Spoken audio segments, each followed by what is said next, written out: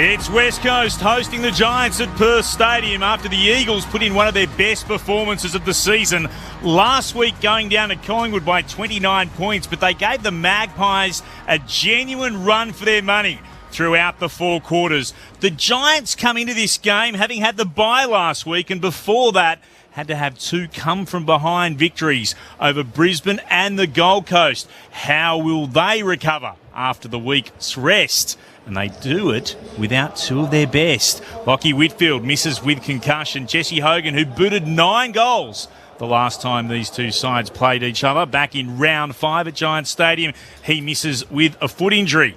There'll be a few in the Eagles' defence breathing a little bit better after that. It's the Eagles and the Giants for a game that means so much for GWS with where they sit in the ladder.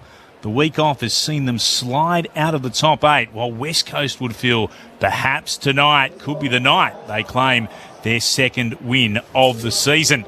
They've got a debutant too, West Coast, coming in for the 8th Eagles debutant of 2025. Malachi Champion gets his opportunity, the 2024 rookie, the next generation pickup from the West Coast Eagles. And in a nice touch, in a week where the Eagles said farewell to Dom Sheed, of course, kicking that goal that mattered so much in the 2018 AFL Grand Final over Collingwood, a storied career as well. He was from Mines Rovers in Kalgoorlie.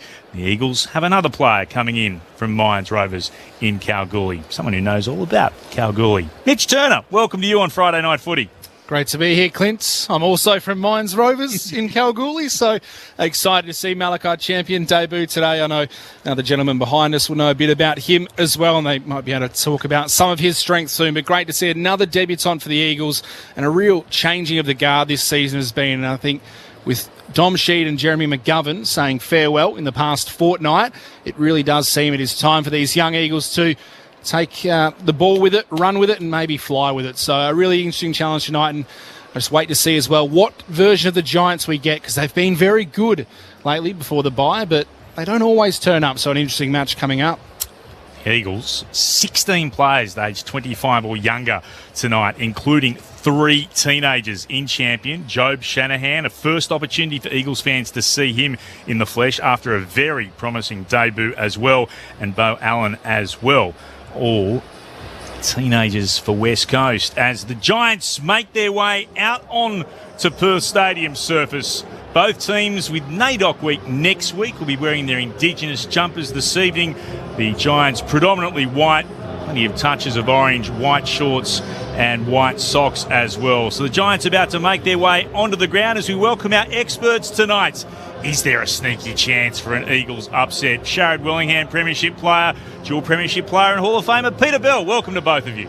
Good afternoon, or evening. Is it evening yet? It's evening, isn't it? Yeah. Evening. Good evening, gents. Good evening, listeners. I'm very excited for this evening. I didn't get to watch too much of last week's game as we were over in Melbourne, Belly, but if you go off the stats and what everybody's been talking about, they were much more competitive. They obviously showed probably a little bit more fight throughout the whole game, and then were able to be just kind of overrun in the last quarter by the top of the ladder leaders in Collingwood. But yeah, there's always a sniff, I believe, if a team shows up with the right mindset and is willing to put themselves in the contest and show some fierce football. They're all talented and they're all, at the level because they've shown that they can play to a certain standard. But it's just whether they can execute that, isn't it, Billy? Yeah, you summed up the West Coast Collingwood game pretty well, and what I was really impressed with for such an experienced team like Collingwood, West Coast pressure had them a bit panicky, a bit fumbly. They were able to intercept some of their possession chains, and what they actually forced Collingwood to do was to slow down their own ball movement and go into more of a controlled and longer kicking sort of skinny game at times. Collingwood was still aggressive in that skinny game. And what I mean by that is, that long sort of kick to contest and just slow the game not down, but considerably.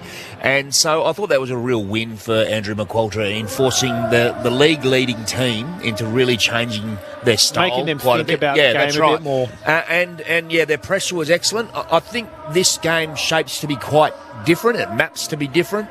GWS are an unbelievable ball movement team, particularly out of defensive half. They're ranked number 1 for scores from defensive half. In fact, they're the highest scoring side from that source since 2016. So if you're not defending well, they will slice you up. But with that, you also have an opportunity to use your ball movement to put them under pressure as well. And one of the key contributors to that, who I'm really excited to see in person for the first time, is Finn Callaghan. Really drives that, really, run and carry football, link up and drives those legs. I'm really excited to see him in person tonight. Yeah, and he's a big driver of that ball movement. You can actually, particularly with Lockie Whitfield out, which is a big out for GWS, you know that it is a team directive to get the ball to Finn Callaghan, so he'll work back really deep. And if you're a little bit sloppy in your team defence or you're not communicating well and you give him space, well, he'll get it a half back and he'll surge the length of ground. He will. He'll end up kicking it inside 50. It might be a chain of possession or he might just keep running. He's such a wonderful athlete, so that'll be someone that Andrew McQualter and the West Coast coaches will be putting a lot of time into. Looking forward to seeing Aaron Cadman. Really announced himself, didn't he, in that Brisbane game? Number 1 draft pick. He's been a bit of a slow burn, as is the case for some of these young key forwards, but really athletic. Shaz, he's got long arms, can jump, and he's gonna really make his mark on the competition, and it seems like it's all coming together for him, so he's another one to keep an eye out for. Clint also mentioned his name, Shanahan. I really liked what I saw in the short spurts from last week's games. Led at the ball really well. The first goal was just a perfect kick, and seeing him out here tonight in person once again, you do get a different look at a player when they're in person as opposed to on the TV screen. So seeing his moving patterns, seeing how he operates with the defender against him, I'm really interested to see what my impressions of him are. Yeah, well, he reminds me of a Colt. He looks like a young Colt who's going to really furnish into an imposing athlete, and really excited to see what West Coast have on their hands. From all reports, he put together a solid foundation of form at waffle level, can play forward, can play back as well, so he's got the flexibility in his game, but really looking forward to seeing him in front of home fans for the first time in what I think will be a very long career with West Coast. The other one, Malachi Champion, that we spoke about. Yeah, great story, isn't it? He was part of our 18s program last year, and he showed a lot of promise in really kind of spurts throughout games. What I'm hoping that he can kind of develop into is someone who can have a longer impact throughout a whole game instead of kind of relying on a good quarter here and a good quarter there. I think that's what will be a requirement for him to really excel at the top level, is be able to probably be more consistent through the whole game. Haven't followed a lot of his waffle performance throughout the year, but obviously that's what he's probably had to tick off. So hopefully that's what we see, because he's a pretty fierce competitor for his size. I mean, he's 180 centimetres, maybe 179. 72, I think. Oh, that's Malachi Champion, 172. Well, there you go. There you go. And I feel like he plays a bit taller than that. He's a really good jump at the footy. He's great at the ground balls. My only concern was probably just going out of the game, and then also if he gets a knock or something like that, he really doesn't handle any kind of injury per se, or if he gets a sore leg or something, he was kind of unable to push through that. At the top level, at AFL level, you're really going to have to push through that and find a way to go inside yourself and find that resolve. Had 20 tickets given for the family. Yeah, okay. Champion. Went straight away, and they came back and asked for more. The Champion clan. There are a lot of Champion family relatives here from Kalgoorlie and around the Perth area as well that have put their hand up. But apparently the 20 went immediately. Great Eastern Highway is pretty busy yesterday. I think one part of the stand will be all Champion family and friends, and the other part of the stand might be Fonte family and friends. Because we had a chat with Joe Fonte during the week, and he said tickets were pretty hot, and he relied on his cousin, didn't he, Ella Roberts, to get some tickets from West Coast as well. Which was kind of funny. It's a great story for Champion in that, as is often the case with regional players, and he's from Kalgoorlie, it took a real commitment from the family as well. Mum, down to the city at around 15, 16 years of age, with a view to giving Malachi the best opportunity to reach the AFL. So tonight is an acknowledgement also in the massive contribution from a lot of different people, as is often the case with everyone making their debut. But it's easier for somebody who's in the city as opposed to somebody who's come from it's 5-6 hour drive away. Yeah, it's a massive family, I suppose, requirement or buy-in, isn't it? And it's something that probably we try and really nurture, and the admin side of the program really try and make sure that the family are not just rewarded but acknowledged in the efforts that they do have to go through to make sure that they're able to get to training 3 times a week, and then obviously on top of that you've got game day and making sure they've got all the healthy food going in, making sure that they've got access to the beach or the pool or whatever's required these days from young athletes. But it is a big I suppose big effort, big effort that the families have to put in. Yep. And he has a great football name. Malachi. It's right up there, isn't it? It's a right great. I'm looking forward to calling. Hopefully, him call a lot of terrific goals. There's a lot of media very excited about the headlines and the talking points that they can make and the puns out of his name. So hopefully, he makes a career for himself, and we're talking and writing about him. It's not the first champion to play. No. Richard, of course. Richard Champion. But doesn't have a name like Malachi to go in front. Very cool. It's a great name, and I'm not trying to be facetious when I say that. If you'd like to get in touch with us, by the way, tonight we'd love to hear from you here on a very special night. 0437 922 720. We're using the WA, the Perth text line tonight. 0437 922 720 if you'd like to chat with any of us throughout the night. We'd always love to hear from you. You can talk about a lot of things in footy, Peter Bell, Sharad Willingham, but one thing West Coast have to get better at, and hopefully they start doing it tonight, is their shot at goal accuracy. 32.3%, it's last in the competition, and they spurned some opportunities last week. If they're going to get a scalp between now and the end of the season, as I shout out to Luke Beveridge for that comment, if they're going to get a win, then they're going to need to actually start to take those opportunities in front of goal. How do you do that as a young team? Well, you've got to practice. You've got to go out there and put yourself under game pressure. And I'm sure you've all heard it, but bad kicking is bad footy. And so you've got to go out, put yourself under enough pressure and put yourself in enough situations where going out on game day, you feel just as comfortable as you would if you're out at, Lathlane Oval practicing where they train. You have to put yourself under enough pressure at training. Yep. And it's such a confidence thing. So it sounds trite to say it, but one way to improve your accuracy is make sure you're getting your shots from really good positions, better spots. So have a real team focus on, if you're out on the boundary, really explore that little inside 15-metre kick to get it to a better position. Try and get a few easier said than done, I know, but run into an open goal early. Get some easy shots going, because then you get confident, and then the players start, being able to execute the set shots from 30 and 40 out. So really concentrate on keeping it in the corridor, getting it close to goal, and then hope that momentum and confidence builds. Hang on to your tips for just a moment. Let's find out. It's very smoky. The Pyrotechnics have been working overtime here at Perth Stadium. Bridget Lacey's with us downstairs on the boundary. Bridge, what's it like down there tonight? Clint, it's cold, but good conditions for football, no doubt. About 14, 15 degrees. A bit of a breeze, if anything, favouring the Graham Farmer Freeway at the end of the ground, but it does tend to be a blustery breeze. And we're not expecting rain tonight. The Bureau said only a 5% chance of rain today. I'm hopeful that it's a 0% chance tonight. Beautiful conditions for football for both sides. The starting benches tonight for West Coast: Brockman, Graham, Allen and Bailey Williams, with the sub, as you've mentioned, Malachi Champion on debut. And for GWS, Jake Stringer, Ralston Leake, Grushevsky. And the sub for GWS is Harvey Thomas. Magnificently done. There's never a 0% chance of rain when Bridget's on the boundary. Which way are we tipping? I'll look at you first, Mitch Turner. I'm actually going to tip West Coast.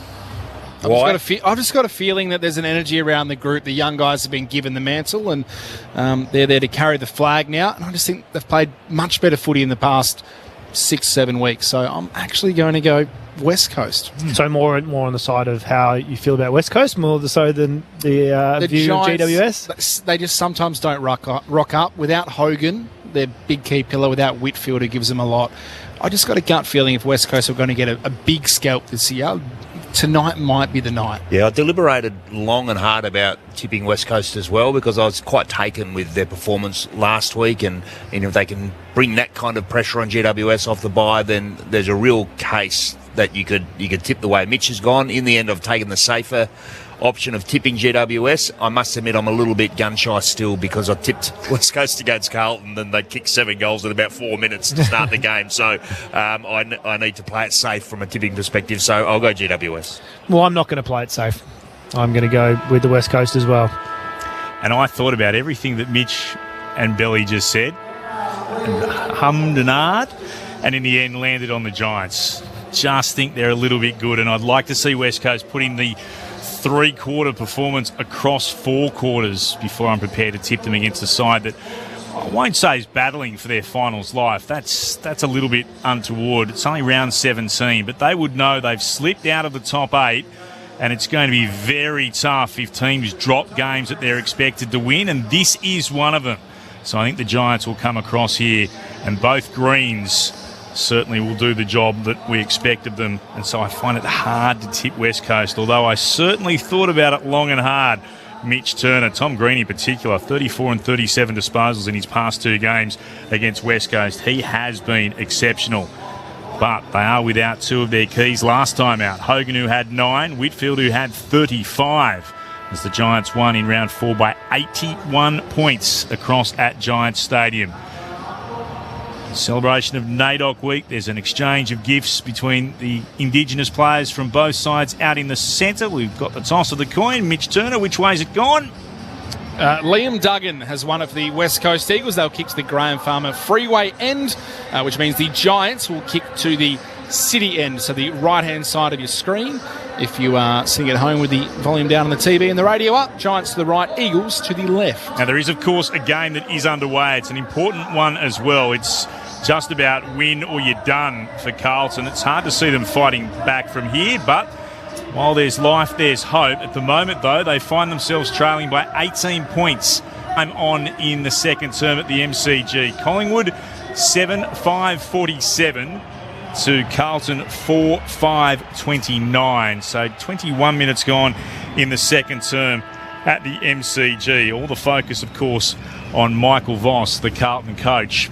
But we'll be right here in the action at Perth Stadium. The second of these 2 Friday night games about to get underway. The Giants, they've split from their huddle at the city end of Perth Stadium. They're heading to their positions right now. And the Eagles, well, they broke about 10 or so seconds later, and they're going to set themselves up as well. Could West Coast break through for their second win of the year? There's certainly a lot to like about how they were last week against Collingwood, and how will the Giants be after having the week off? That's all to unfold in front of us wherever you're listening. 720 ABC Perth, ABC WA, also on Sport Digital, News Radio and the ABC Listen app. To get us started here in the West, here's Mitch Turner. Umpire ready to bounce the ball. We're underway here, Friday night, Perth Stadium. Briggs in the ruck against Flynn, won the tap down straight though to Harley Reid. His kick was smothered. Ricochets to Toby Green, now to Callaghan. The Giants have it to the speedster, Darcy Jones, the kid in the lid, back in his hometown. And he gets the first goal for the Giants inside of 20 seconds. Wow. Harley Reid almost had the clearance for West Coast. Ball smothered, and the Giants, that is the orange tsunami. Darcy Jones gets the first goal. 1 straight 6 GWS. West Coast yet to score. 36 seconds on the clock, and that would go down about 17 seconds, I think, for the Giants. It's a cruel start to the game, isn't it? Certainly is. Harley Reid wins the centre square clearance, but a great smother from Finn Callaghan, and it was so fast, dynamic ball movement. And once Darcy Jones get goal side, good luck. You're just not catching him. Yeah, to be honest, he could have kept going as well, because the West Coast player chasing, like you said, was never going to catch him. I reckon a third of the stadium hadn't even settled into their seats. Still making their way back from getting drinks and something else to eat. We're underway again. Briggs wins the tap down. Taking a Hackett out of trouble. It was O'Halloran. Scooping up Hoff. Got it for the Eagles. He's tackled immediately to ground. Briggs does the defensive work. One of the 2 Giants. The other is Toby Green. There's a ball up just inside the attacking edge of the centre square for the Giants, near to right half forward.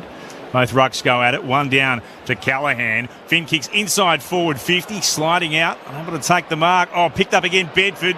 He'd be frustrated by that, Edwards. Gave it off to Jones. Riccardi's kick is a stinker. Was looking from almost in front of goal to kick it off the outside of the right boot and curl it around. He's hit the fat bit. It's gone out of bounds on the full. Free kick to the Eagles at right full back. The Giants lead 1-0 opening 2 minutes of the opening term. Jimby entrusted with the role on Aaron Cadman. Duggan goes out to the southern side in front. Ryan couldn't mark. It was punched away by Harry Himmelberg. Out of bounds for a boundary throw-in, about 60 metres out from the Giants' attacking goal, southern side of the ground, just beyond left half forward.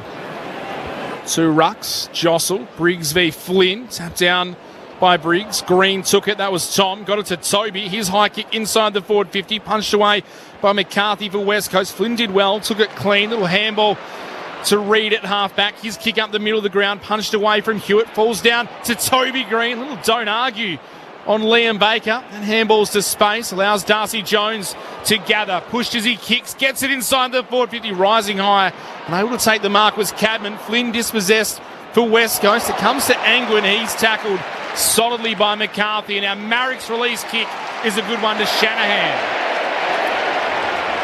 So Shanahan, enormous cheer for him, takes a couple of steps, gets around a Lear, kicks towards right half forward, punch came from Brown. Front position was Cripps, Brown at the back, and he won it over the boundary line for the Giants, just shy of right half forward for the Eagles, southern side of Perth Stadium. Fair amount of athleticism in that matchup. Shanahan and Lecalier. Still the crowd continues to come in. Front position, Briggs got it down cleverly. That's O'Halloran. Gets a kick away towards left half forward. Ginby battles away against Cadman. Gathered there nicely by Jones. Sends it inside forward 50. Sliding out once again. Edwards unable to take the mark for the Eagles.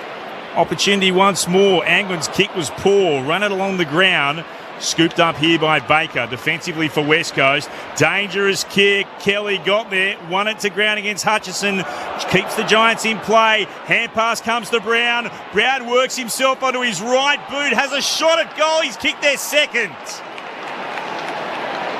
2 straight 12 the Giants. The Eagles are yet to score. Opening 4 minutes of the first term.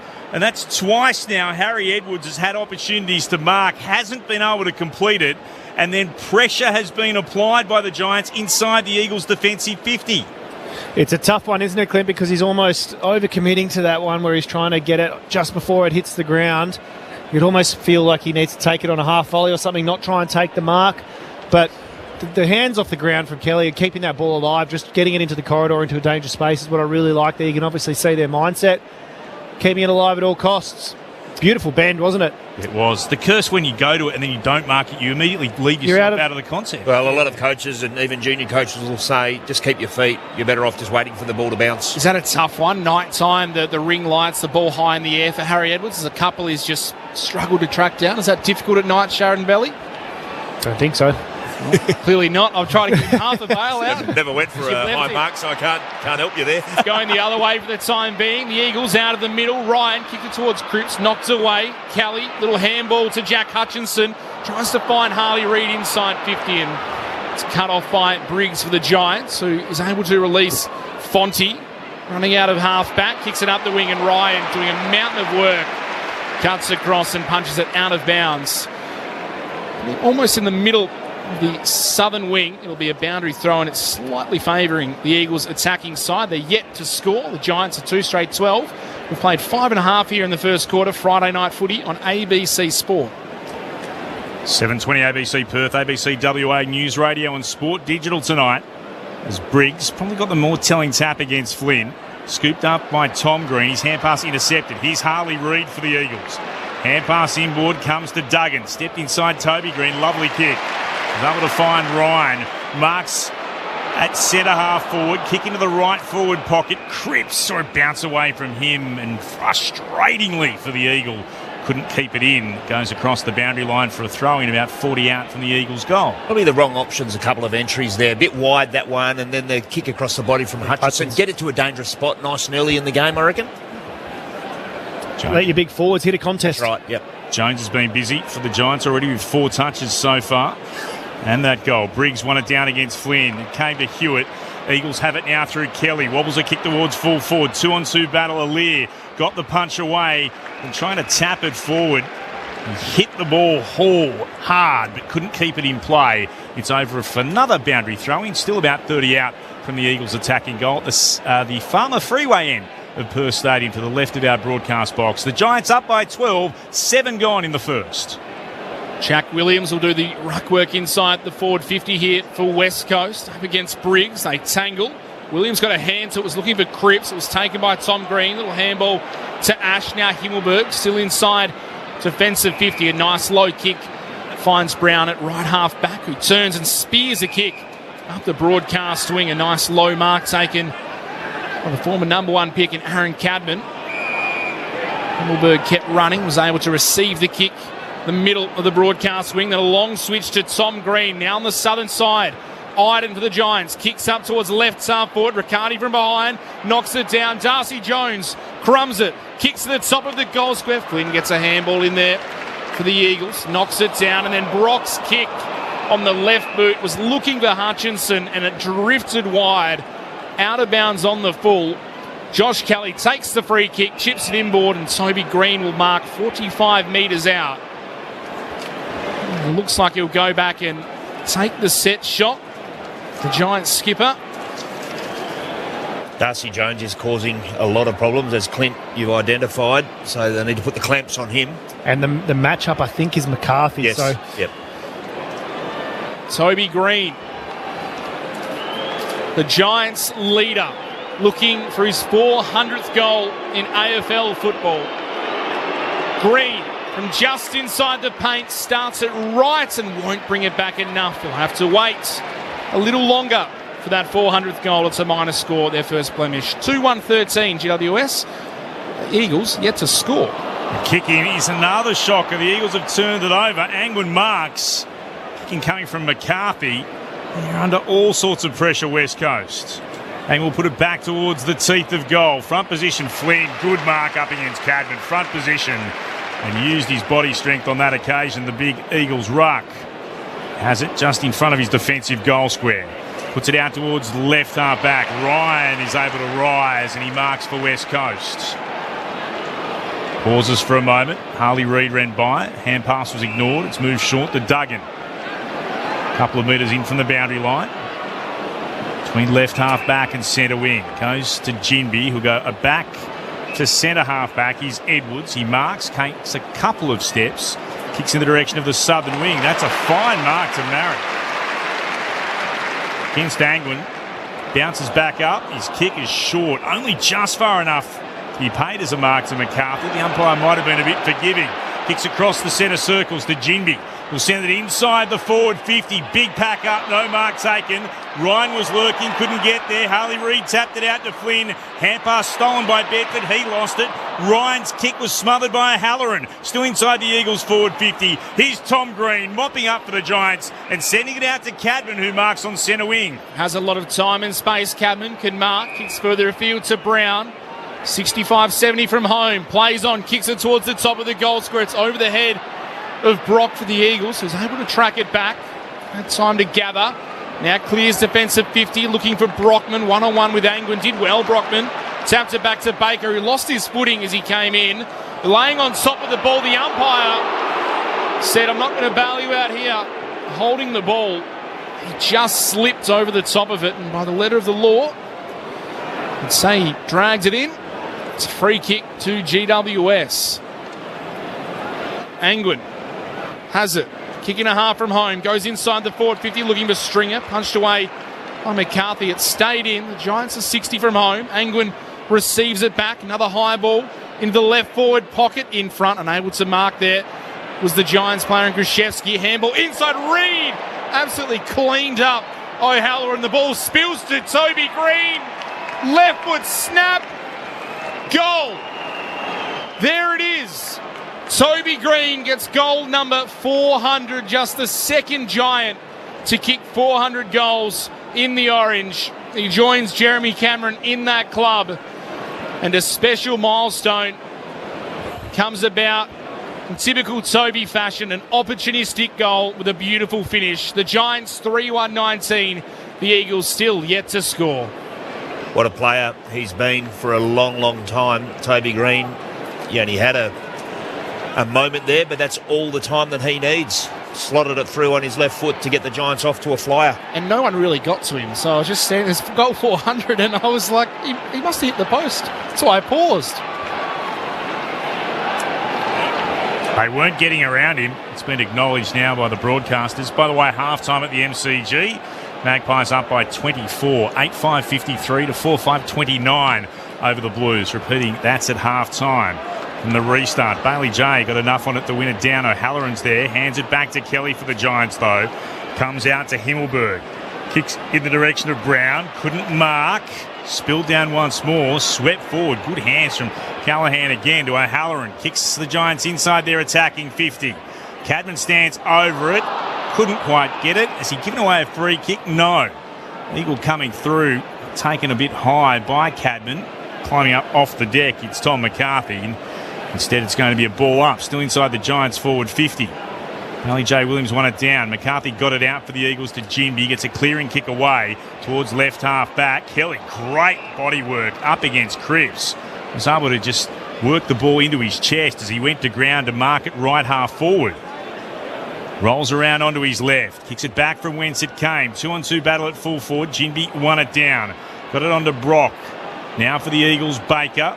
Hands it off again to Allen. To Hutchison, who eventually kicks beyond defensive 50. 2-on-2 battle, just shy of the wing. Off hands, at the back, racing back. Callaghan got there first for the Giants. Reid was right with him. Callaghan spears a pass inside forward 50. Oh, Brown drops the chest mark. Had time to regather. Under pressure, gets a kick away, but down the throat of Hoff.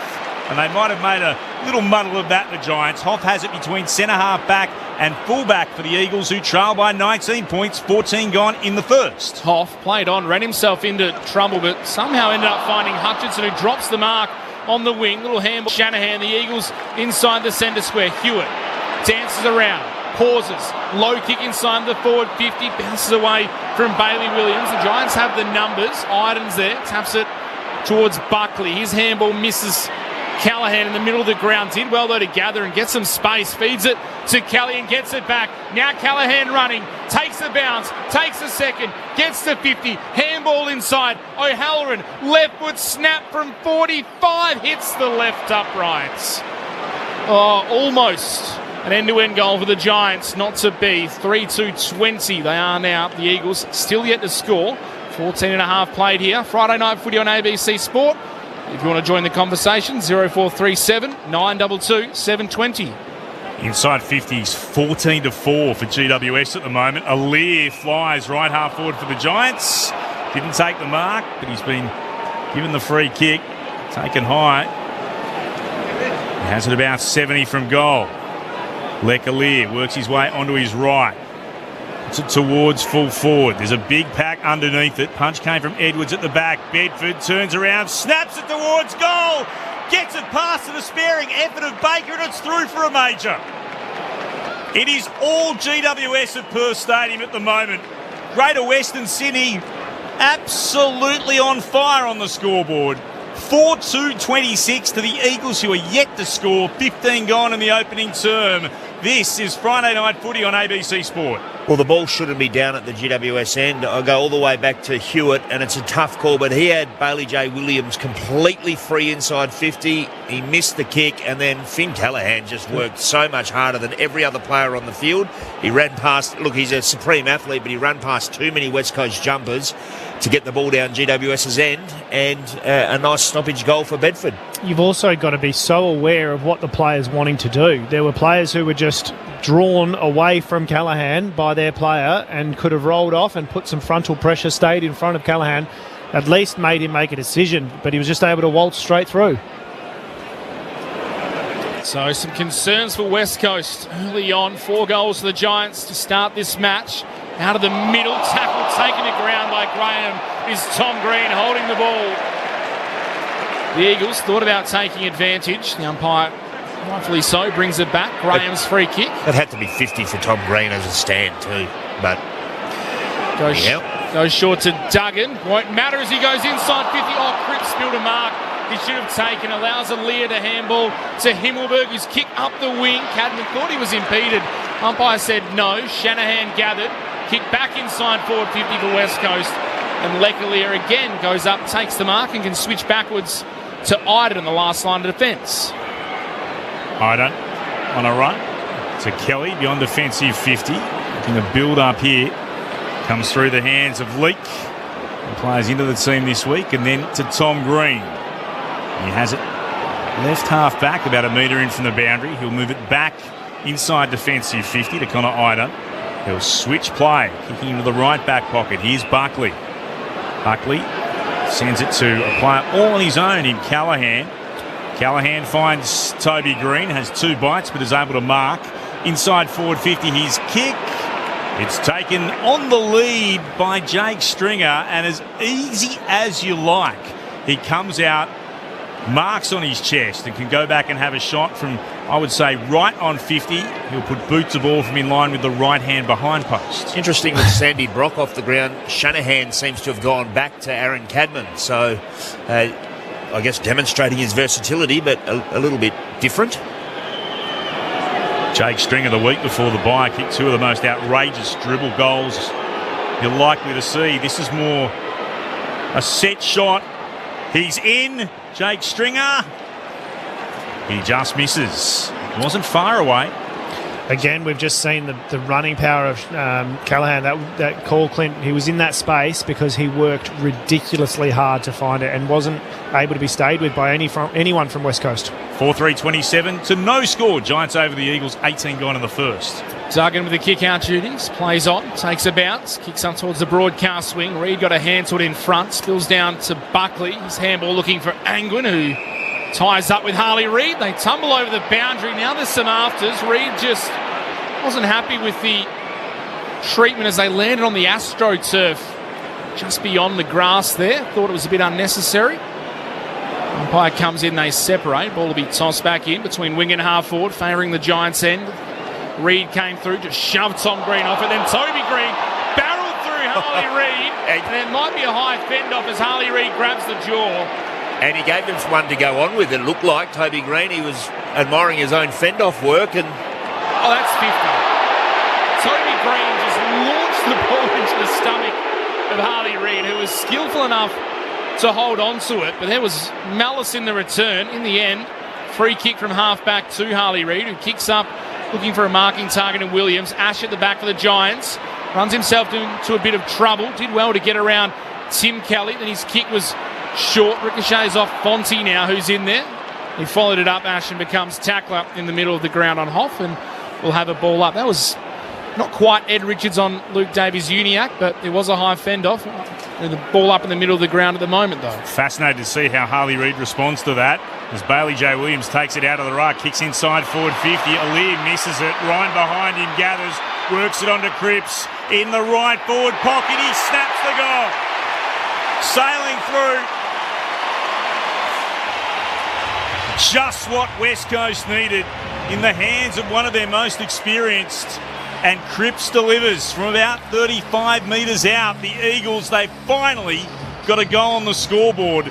It comes as we enter time on in the first. The Giants are 4-3-27. The Eagles, 1 straight 6. 21 minutes gone in the opening term. This is Friday Night Footy on ABC Sport. Our experts, Peter Bell and Sharad Wellingham. Very interested to see how Harley Reid does respond to that, because there was some fire there, wasn't there, from Toby Green? there was feisty and inflammatory, shall we say. Inflammatory, yes. Well, he shoved Tom Green over very well, Harley Reid, and then Toby Green came through and said, "You're not going to do that to me," but you spotted it. It was the bump through the tackle, and then as he was falling down, he gave him one as he was arriving down on the ground, gave him another one. The reason I say that is because we know Harley can occasionally just overstep the line. And that was pretty solid what he got from Toby Green just then. Should have got 52 out of the middle. Bailey Williams takes it out of the ruck. Kicks it inside the Eagles forward 50. Big fist from behind from Himmelberg. Knocks it back outside the attacking arc. Clay Hall was the first one there. Pushed off it by Kelly. Now Brockman in there for West Coast. Loses it. Darcy Jones's kick straight into a teammate. Now the Giants go up. The Southern wing standing in front and taking a really good mark under heavy contact is Jobe Shanahan, who, as Peter Bell mentioned, is playing in the defensive half for West Coast at the moment. Able to chip it inboard to Liam Duggan, who can work it forward by foot. Down the Southern wing to Graham, who wants to go quickly. Kick the Eagles inside attack. Cripps can't take the mark. Brockman there working against the 2-on-1 for West Coast. Fonte lays the tackle. We'll have a ball up. 40 metres out, tucked in the right forward pocket for West Coast. They trail by 21 points. 22 minutes gone in the first term. Recovered quickly there, Fonte. Competed in the air and then laid the tackle at ground level. Thrown up again. Briggs won it down. Tom Green receiving end of the tap. Kicks beyond defensive 50, but McCarthy running with the flight of the football. Marks at right half forward for the Eagles. Ball coming over his left shoulder. Read it well. McCarthy stabs it short. It's in the hands now of Hall. Still 2 kicks from goal. Works his way onto his left. Kicks towards full forward. Bailey J attacks the footy. Couldn't mark it. Over the top, Ash couldn't gather it either. Ball still there to be won. Cripps gathered, was tackled immediately. Ball up will be the call. Fonte got him for the Giants. It's a good attack on the ball, and I reckon Bailey J would have backed himself to mark that most times. Just slipped through his grasp. Umpire puts it up in the air. Briggs got rid of his opponent. Tapped it down to Green. Tom Green almost looked like a throw. Worked it out the side, though, for the Giants. Still deep inside the Eagles forward 50. Comes to Cripps from Ryan, who was on the deck, and he's gang tackled. Fonte, one of them, the other Leak, taken to ground. Only 20 out from the Eagles attacking goal in the right forward pocket. Puts it aloft again. Briggs palms it down. Buckley got it. Tom Green roving by. His hand pass missed its target. In Ash goes across the boundary line. It'll be a throw-in at left full forward now for the West Coast Eagles, who are chasing back-to-back goals. They trail by 21 points. 23 gone in the opening term. Friday night footy on ABC Sport.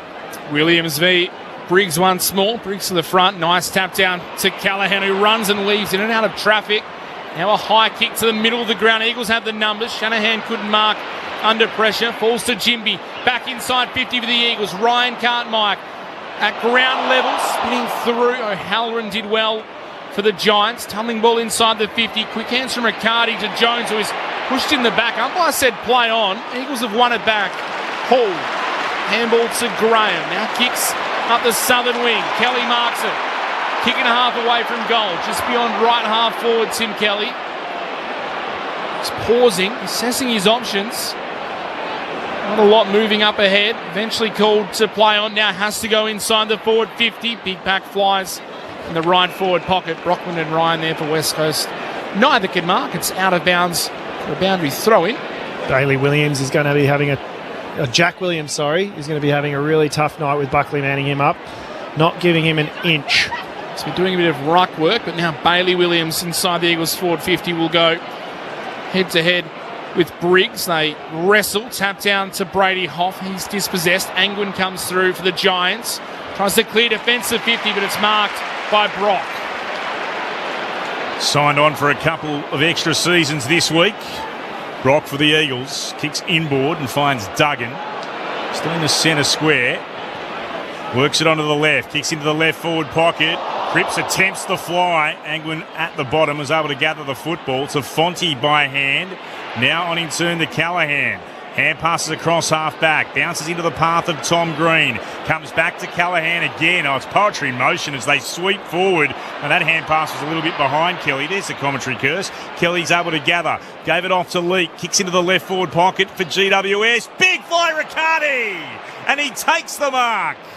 He's got it 35 from goal. It's a 45-degree angle to the left. He'll go back and try and kick GWS's fifth. You can really see that GWS style of halfback, can't you? They have forwards who are lengthening back to goal. That's creating a whole lot of space for runners like Callaghan particularly to work in. And in the end, that ball had to come to ground. Instead, Riccardi was good enough to take the contested mark, but I thought West Coast should have been able to bring that to ground. He's accurate, 15-3 for the season. Riccardi, he doesn't miss for GWS. They've got their fifth. 5-3-33, the Giants. And they hit back after the Eagles kicked the previous goal. West Coast remain one straight 6. And we've travelled now 26 and a bit minutes in this opening term. We'll get your text messages at quarter time. If you want to have a chat, make a point, just say hello, wherever you're listening. 0437 922 720. Well, it all starts with their defensive positioning. They are so well at clogging up the space in their D50 that they have nowhere to kick to at the moment, West Coast. We've seen them get halted, in that launch pad, 60 to 70 out. Yep. And there's zero movement from the West Coast forwards. The one lead that was in the last forward 50 was from Liam Ryan. And then it's just bang, as soon as they turn it over and they go in that wave, the orange tsunami. It's a sight to see when you're sitting high up here in the wing position and you've got a side-on view of these spreading runners from the Giants. They can go quickly, that orange tsunami. Ball in the middle, tap down to Harley Reid. Was good under pressure. Got the handball to Ryan. His kick out to the broadcast wing. Hutchinson gathered on the bounce, then turns it over. Handballed it straight to Stringer for the Giants. Riccardi kicks across the middle of the ground out to the southern wing. Cadman in front, worked off it by Jimby. Handball misses the target though. Rouston intercepts for the Giants, taps it back towards Cadman. Short little chip inside the forward 50. Duggan with courage. Couldn't take the mark, but did enough to knock it down. Allowed Harry Edwards to clear defensive 50 for West Coast, but it's coming back. Giants have the numbers. It's in the hands of Kelly, who has time just to stop, prop, handball to Ash, who kicks inside the forward 50, knocked down. Ginby at ground level for West Coast. Handball to Hewitt, who hits a tumbler, and the Giants will have it back on the southern wing. Well, it might be late contact, so down the ground free kick. It is late contact on Hewitt. Very fortunate because it was another poor kick from Hewitt. Wasn't it? Yeah. And Toby Green was wondering what to do with it. Cripps moves it on. Marked here to Kelly. Gets urged by the Eagles fans to move it forward.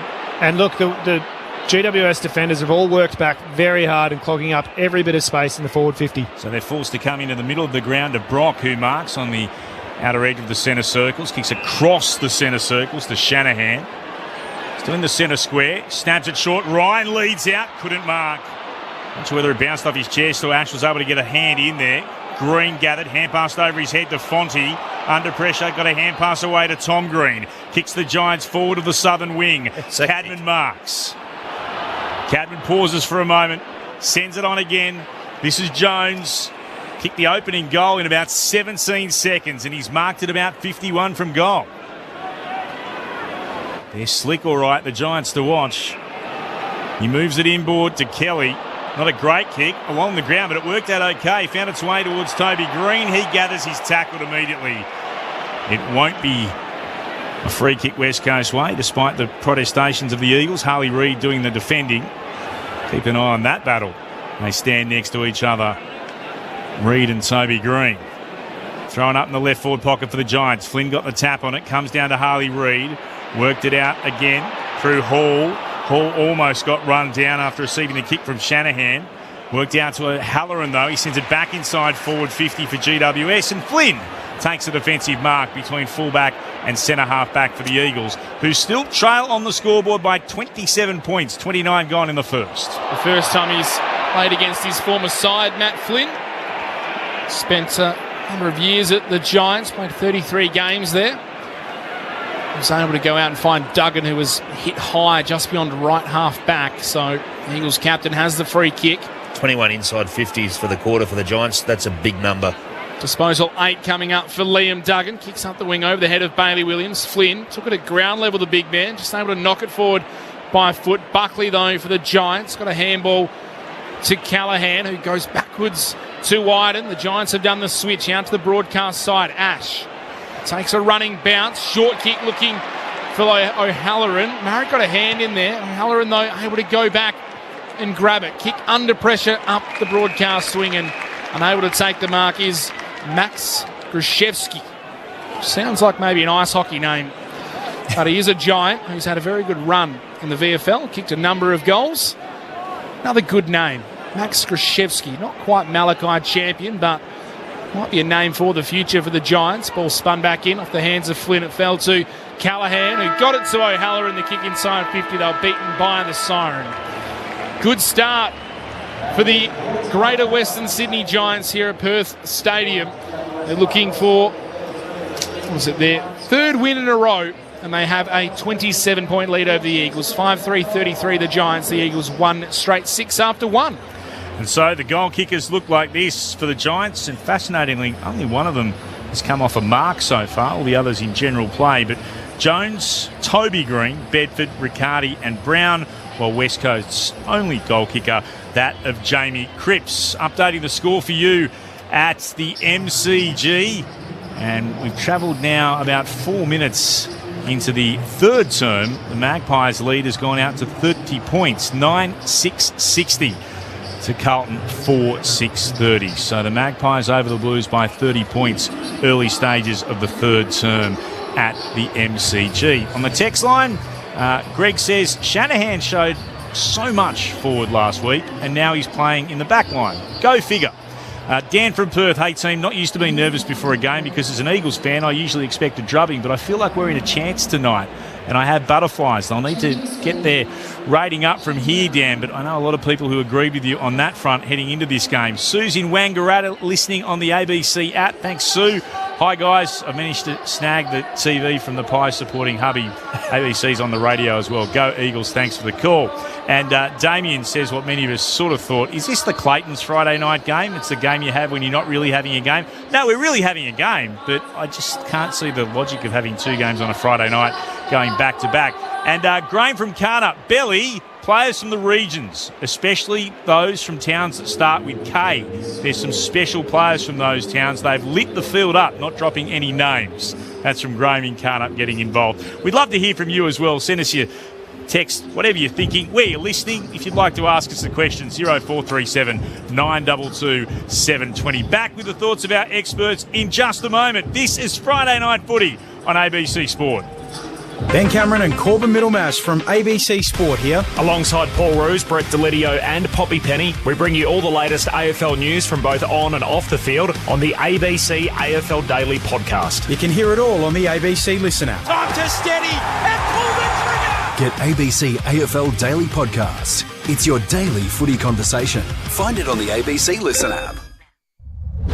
This is the 2025 AFL Premiership season on ABC Sport. To Harley Reid, his kick was smothered, ricochets to Toby Green, now to Callaghan. The Giants have it to the speedster, Darcy Jones, the kid in the lid, back in his hometown, and he gets the first goal for the Giants inside of 20 seconds. Wow. Dangerous kick. Kelly got there, won it to ground against Hutchison, which keeps the Giants in play. Hand pass comes to Brown. Brown works himself onto his right boot, has a shot at goal. He's kicked their second. Your handball inside Reid, absolutely cleaned up O'Halloran. The ball spills to Toby Green. Left foot snap, goal. There it is. Toby Green gets goal number 400, just the second Giant to kick 400 goals. Towards full forward. There's a big pack underneath it. Punch came from Edwards at the back. Bedford turns around, snaps it towards goal. Gets it past the despairing effort of Baker and it's through for a major. It is all GWS at Perth Stadium at the moment.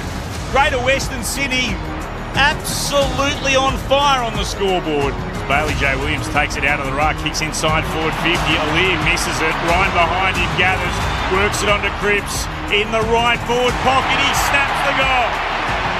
Sailing through, just what West Coast needed.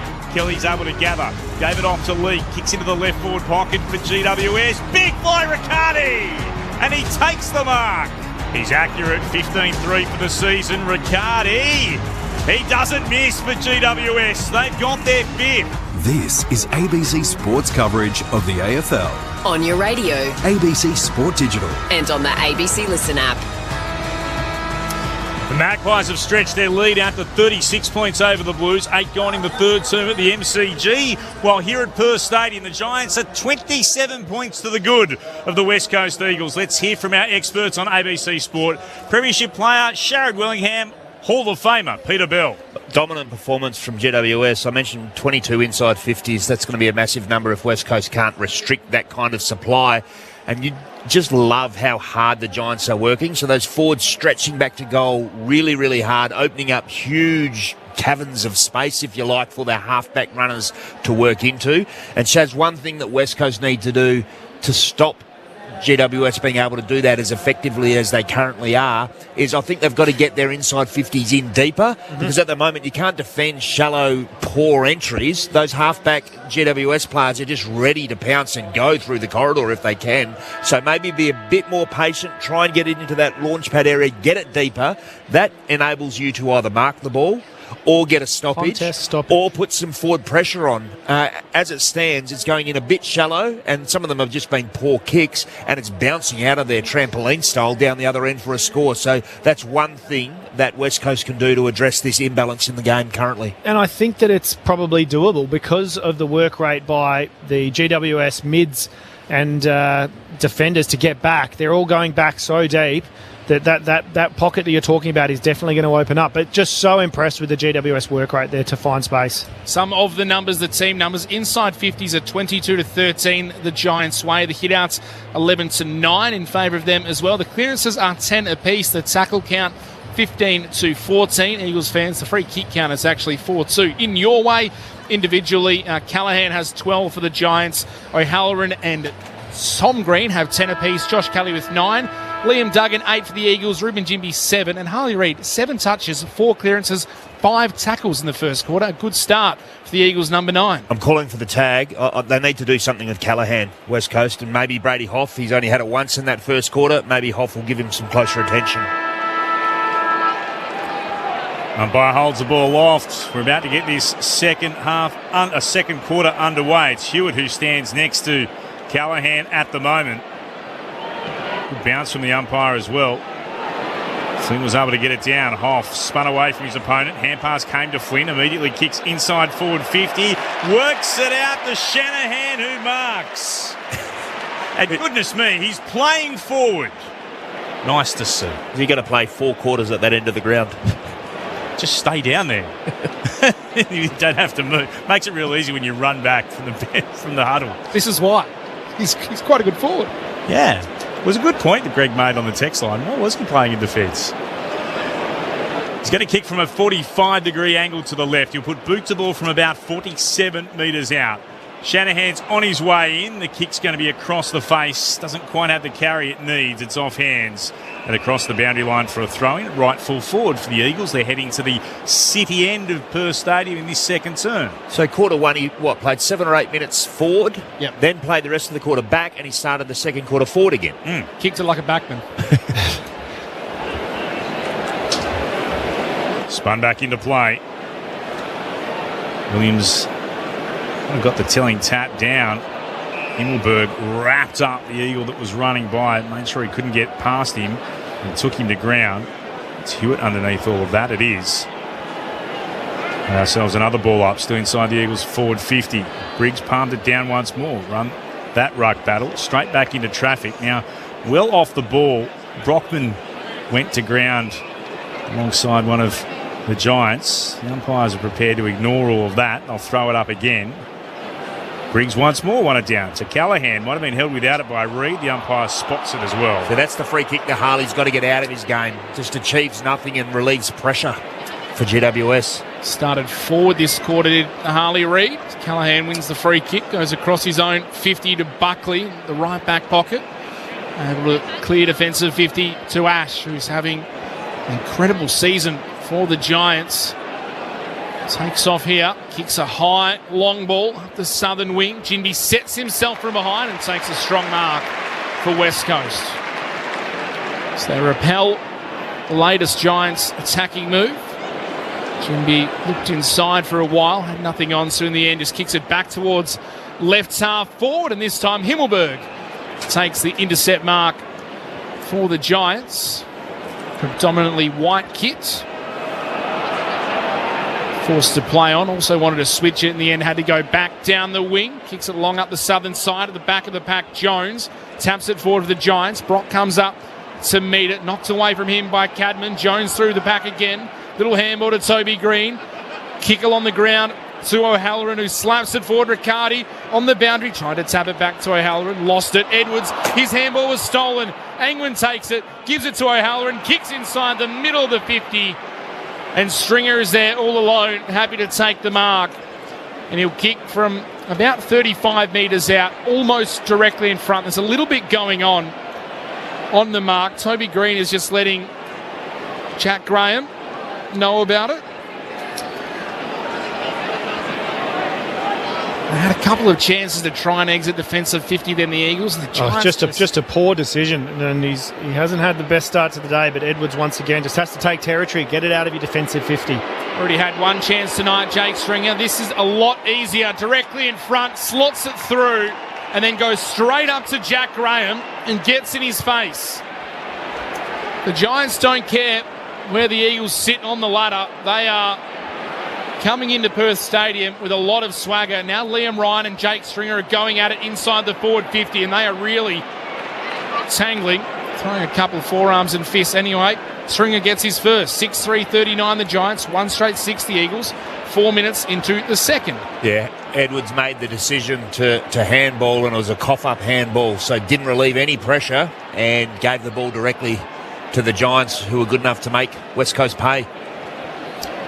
You can see frustration on him as well after a couple of bad incidents to start the game. It's where, again, not the best start, but you've got to find that resolve, don't you? Magpies lead out to 43 points. 15 gone in the third at the MCG. 11-8 plays 4-7. Collingwood over the Blues.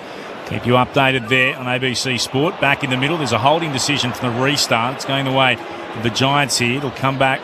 Stringer, taken by Stringer. Yep. Takes a step to his right. And then kicks long inside forward 50. Attacking the football, Cadman couldn't mark. Spills down for the Eagles. Baker gets a hand pass up in the air. Graham couldn't take it for West Coast. Hall could. He breaks one tackle and then loses the footy. Holding the ball decision. Comes back for the Giants. Anglin sends it inside forward 50 and it's a miss kick. Flynn, he takes the defensive mark for West Coast. And he'll look to switch play in front of goal. And come out 50. Towards McCarthy, and then Toby Green has given away 50 metres by encroaching on McCarthy. And the Eagles fans are delighted to see something going their way, and particularly against Toby Green. It was a lack of getting back to that 9 metre one as it was in line with the goal square. Didn't get back to it, paid no attention to it in the first place. Made no effort. That's messy from McCarthy. He finds Baker and then gets a shove from Toby Green afterwards, which seemed a little bit over the top, but the Eagles have it through. Hewitt has got it between right half back and centre wing. Commentary side, they trail by 33 points, 6 gone in the second.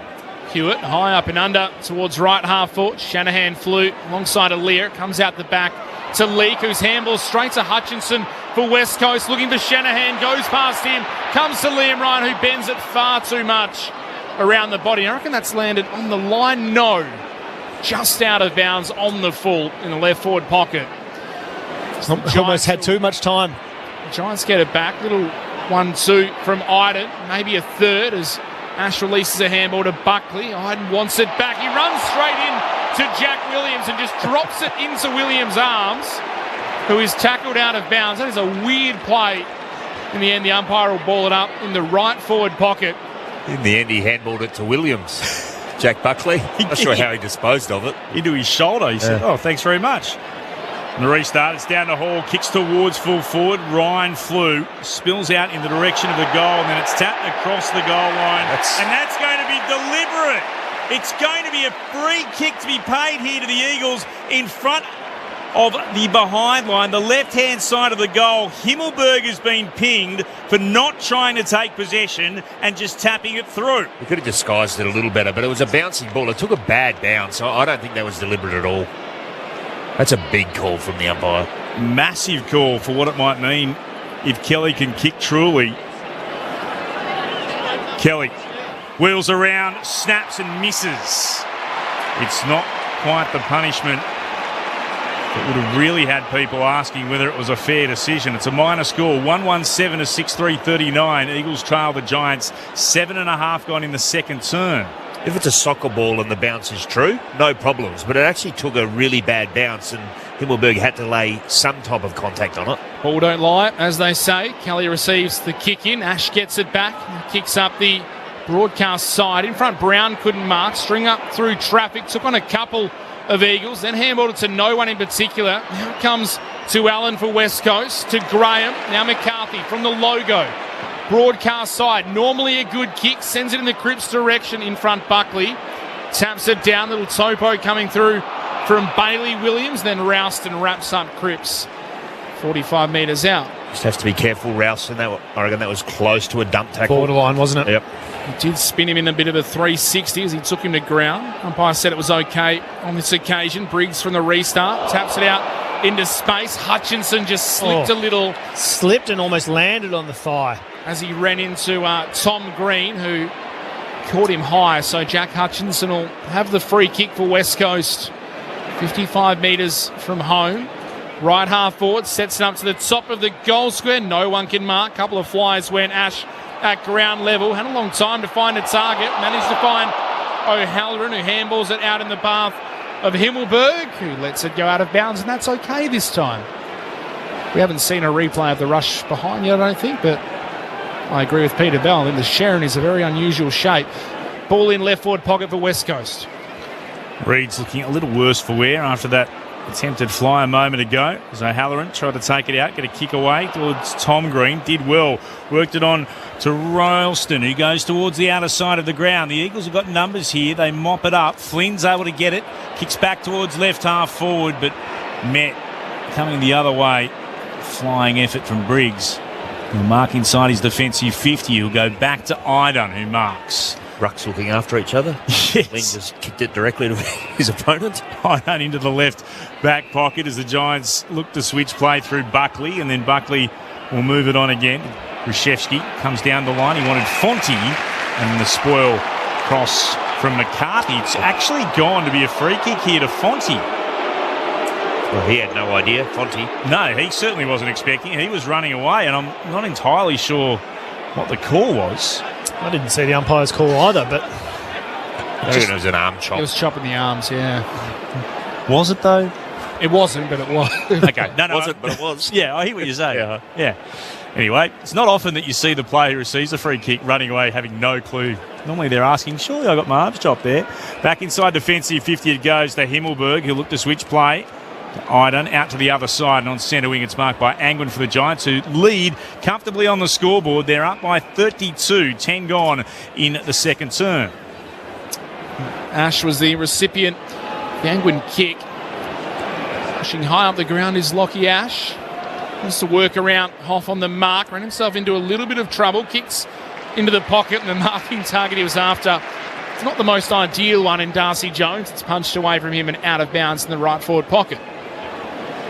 Had a bit of an impact early. Darcy Jones a little quieter this quarter. The West Aussie out there for the Giants. 9 touches. Spun back in. Bailey Williams at the front. Off the deck, Elijah Hewitt trying to kick it outside defensive 50. Kelly had it knocked away from him. Crashing through is Duggan. He's tackled by Jones immediately, and they gain a little bit of territory. Ball up. 55 metres out from the Giants attacking goal. Still lead by 32 points. Briggs taps it down through traffic. Callaghan on the right boot. Couldn't get much purchase on the kick. It falls to Marrick for West Coast. Just inside defensive 50. Kick up the wing. That'll be a free kick it is. Late contact on Harry Himmelberg, who wins it just forward of centre wing. Southern side. The Giants by 32. 11 and a half played in the second term Friday night footy on ABC Sport. Callahan's had it 14 times. O'Halloran 14 times as well for the Giants. Kicks inside forward 50. Cadman rose, couldn't mark. Ball on the deck. Eagles will try to take it away. Tackling again. Jones wrapped up his opponent in Allen. That's the Bow variety. Ball up again. Inside forward 50. What have West Coast got here? Farmer Freeway end of the ground.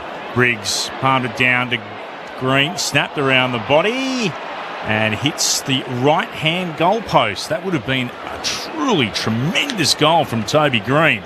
Not quite. 6-4-40 to 1-1-7. 12 and a half gone in the second. Dangerous kick from McCarthy up the middle over the head of Hoff, who was bumped off it by Buckley. Able to get back on it was Brady Hoff. Hoff's handball looping to Elijah Hewitt. The kick inside 50 looking for Liam Ryan. Punched away by Iden. Spills down to Angwin. Little grubber down the outer wing towards Cadman. Duggan is there though for West Coast, able to knock it away towards the boundary. The umpire will ball it in on centre wing. Hasn't bought his kicking boots tonight, Hewitt, has he? Hasn't been great so far. Tell you who has been very good. Ruben Jimby's done a terrific job. Plenty of intercepts. Continuing on his good form against the opposition's most dangerous key forwards. Standing at halfback at the moment. Very shallow throw in. Williams tackled by Briggs. Ball's bobbling back towards the boundary. Graham happy to see it out as Jimby standing on Cadman right now. Forward of the ball. Waiting to see if it'll come their way from this boundary throw in. Bailey Williams stalks behind his opposite 32 in Briggs. Briggs got two hands to it. It falls down to O'Halloran. Kick towards half forward in the Cadman-Jinby direction, and it's a win for Ruben Jinby, who takes a nice mark at left half back for West Coast. Goes on a bit of a trundle. He's able to hand it off to Brock. Brock takes a bounce.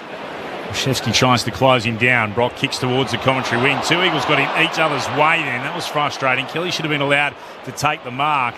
Instead, he has to go back and get it a second time after Shanahan got involved. To McCarthy. That's a lovely kick. Oh, Hutchison dropped the mark he should have taken. Immediately put himself under pressure. It's been held into him by Bedford, who quite rightly suggests that he made no effort, the Eagle, in getting rid of it. Got away with that, though. Ball up on centre wing, commentary side.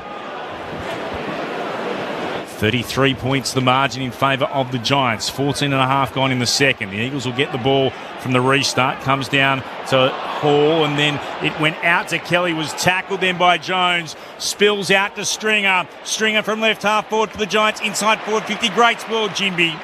Out again towards Allen. Got it on to Marrick for the Eagle. Then to Duggan. Clearing kick beyond defensive 50. Bounced in front of Buckley. Tapped to his own advantage. Still has pressure from Jack Williams. Still tapping to his own advantage. Couldn't gather. Roaston does. Picks it up for the Giants. Kicks across half forward. Waiting underneath at Hoff. One down by Bedford. Came to Jones. Chance again for Riccardi. Kicks towards goal. It's hit the left hand goal post for a minor score. Frustration plus for the Giants. They've hit both goal posts in the last few seconds for behinds rather than majors. 6-5-41 the Giants. 1-1-7 the Eagles. 15.5 gone in the second term. This is Friday Night Footy on ABC Sport. Brock to left half back. Duggan took it immediately. Went inboard to McCarthy. A nice kick up the middle to Cripps. Kick too hot for Ryan inside the forward 50. Alir at the back. He's shoved off it by Ryan for the Eagles. Little handball to Bailey Williams. It's dribbling, bouncing, goal! The Eagles get one back in this second term. Their second for the night. Bailey Williams on the end of it. 2-1-13 the home side. The Giants are 6-5-41. Margin is 28 points. 16 minutes gone. Friday Night Footy on ABC Sports. Our expert in the box, both of them, Premiership players, Sharad Wellingham and Peter Bell. Well, it definitely feels like they've halted some of that momentum that the Giants took out of the first quarter. The scoring's definitely been slower from both sides, but the concerning part is probably the 11 scoring shots to 3. Just willing themselves to a contest there. I know that there was a bit of a collision because both West Coast players wanted it. I think it was Ryan and Kelly perhaps, but you know, you almost prefer that, both players going for the ball, than neither of them, which we have seen in the past. And a beautiful finish from Big Bailey J. And the score was set up by Tom McCarthy. Really penetrating corridor kick. Found the free player, and from there West Coast looked really threatening. Collingwood have brought up the three figures, 16-8, 104 to Carlton 5-7, 37. It's the Magpies by 67 points, 28 gone in the third. As the Giants win the ball in the middle, Jones got it to Tom Green. The kick was perfectly weighted to Ralston into the right forward pocket. His kick goes and Brown marks for GWS. 45 from goal, probably 2 or 3 metres in from the boundary. Darcy Jones in there at centre bounce, creating some havoc and managed to extract the ball. And Callum Brown is usually a pretty reliable set shot exponent. He's kicked 16-5 for the season overall, Callum Brown. Goal earlier tonight, looking for his second. His boots cross the arc of 50. Kicks on its way. It's across the face. It's rushed through by the Eagles for a minor score. 6-6-42 the Giants, 2-1-13 the Eagles, 18 gone in the second. Bridget Lacey's downstairs. Yeah, it just seems to be a concern for West Coast Ruben Jinby at the moment. He's been chatting to the doctors and it looks to be possibly hand-thumb issue, but we'll keep an eye on him. Duggan kicks out long towards Bailey Williams, who rose high, couldn't take the mark. Marek got it to Shanahan, then to Hewitt for West Coast. Now to Harley Reid, almost run down by Fonte. Danced away from him and luckily stepped out of bounds because his kick went straight to Lockie Ash. Good result for West Coast because Ash would have been off and away. Yep. But it will be a boundary throw in right below our commentary position, just in front of where Ruben Jimby is talking to the physios. Got some praise from Peter Bell and Sharad Wellingham moments ago. Hopefully he is okay for West Coast as Riccardi's doing the ruck work for the Giants. Tapped it down. Harley Reid sharked it. Handball across to Ryan Marek, who kicks up towards half forward. Fonzie in front, couldn't take the mark at ground level, though did well. Broke a tackle, found the handball to Tom Green, who dances around Matt Flynn. Little handball forward to Ash. Now to Angwin. Under pressure. Nice handball to Fonte. Steps around Duggan. Just needs to find a target. Bedford can't mark. The Eagles have some numbers. Baker, he's dispossessed. Still inside the Giants attacking 50. Kelly. Little handball to Brown, who spears it into the pocket. And Toby Green takes the mark. 40 metres out. Tight angle to the right. And here come the boos as Toby often gets everywhere he goes. He's a polarising character, but he's looking for goal 401. Excellent play from Joe Fonte. He was involved in a number of possessions in that chain, and a great kick from Callum Brown, actually. He had some real penetration to it. Sort of 30-metre flat drop punt to Toby Green. Joe Fonte, who is a favourite now of Clint Wilden and Peter Bell after being on extra time this week. Ball in the hands of the Giants skipper, Toby Green. Makes no mistake. Make it 401 goals now for the Giants great. They move to 7-6-48, the visitors. West Coast, a 2-1-13. The margin's out to 35 points, entering time on in this second term. Friday night footy on ABC Sports. Sharad Wellingham and Peter Bell are our experts in the box. Only 99 more to go till maybe he gets a celebration for a milestone. They gave him nothing. They gave him nothing, did they? Nothing.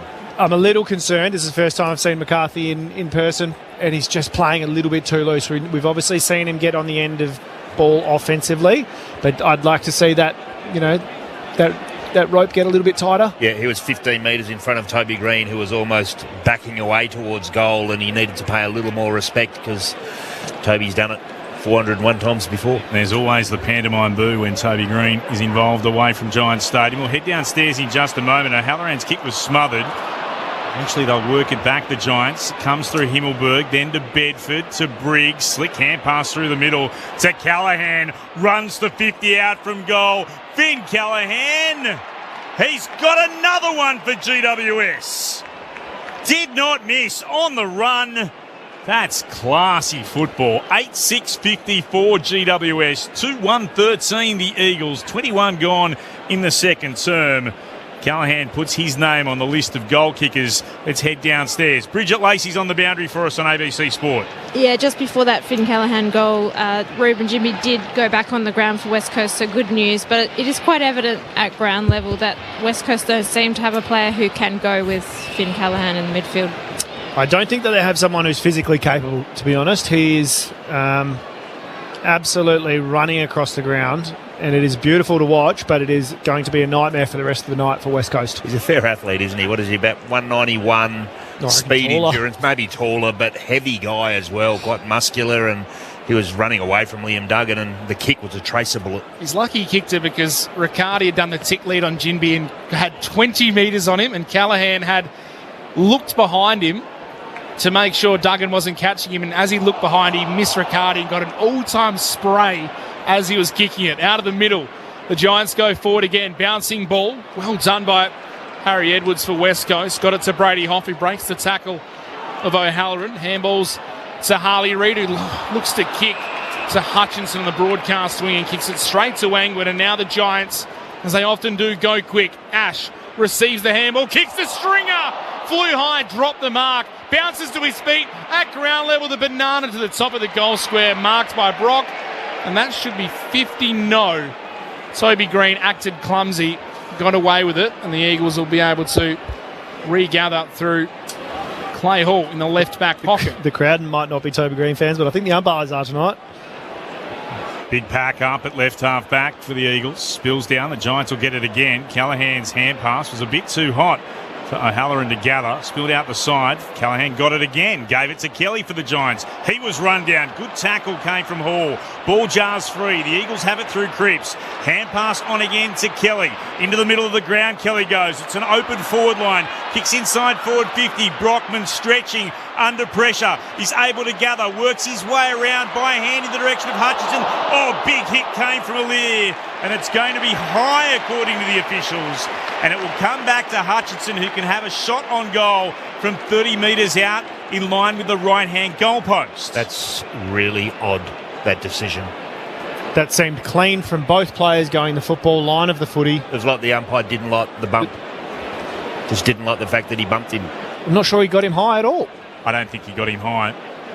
I found that quite bewildering. It's that case of you call it because it's happened in front of you at the same time thinking, hang on.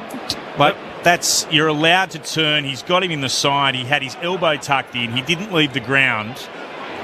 Odd. Ball was about to bounce into his chest. Here comes Hutchinson, nevertheless. Perhaps fortunate to get the free kick, but he takes the opportunity for West Coast in front of goal. 3-1-19. That's West Coast. The Giants remain 8-6-54, and we've travelled 24 and a half minutes in the second term. The Giants lead cut to 35 points, while over at the MCG, the Magpies lead is 59 points, 35 minutes. Yes, that's right. 35 minutes into the third term. 16-8-104 to 6-9-45. Clint Wilden with you alongside Mitch Turner on ABC Sport. Our experts Sharrod Wellingham and Peter Bell. Let's not take anything away from that contest. It was hard, but I mean, that has hit both players in the rib cage. The rib cage. And yeah, there was a little bit of whiplash. And if there was a concussion, it would be looked at for the whiplash purpose, and that's about it. But there was no high contact. The concerning thing is all four of us could see that from here, and we're probably 150 metres away from that contest, and the umpires in the area can't see that that's side on side. Either way, it's a goal, and it's Jack Hutchinson's first of the season. The Eagles out of the middle, feedback to Duggan, kicks it out towards the broadcast swing, and it's out of bounds. How will the umpire see it? They're taking a long time to call it. Here he is. You can see the steps speed up as they run towards his insufficient intent. They get excited, the umpires. They speed up, the arm swings through. And it's a free kick to the Giants. Aliir goes back to Ash inside his own defensive 50. Goes across the face of goal to Himmelberg. He wants to come back from where it came. O'Halloran takes the mark. Left half back for the Giants. Dangerous kick up the broadcast wing. Jinby left his man. Did well. Spoiled it. Ended up taking possession. His short kick is marked by Harley Reid on the second attempt. He juggled it for a moment. The umpire said it was 15. Harley Reid has an attacking edge of the centre square. Comes wide to Brady Hoff. Marks between wing and half forward. Broadcast side of Perth Stadium. Almost every Giants player in front of him. Has no option but to go long, looking for a target. Big fist to the back from Himmelberg.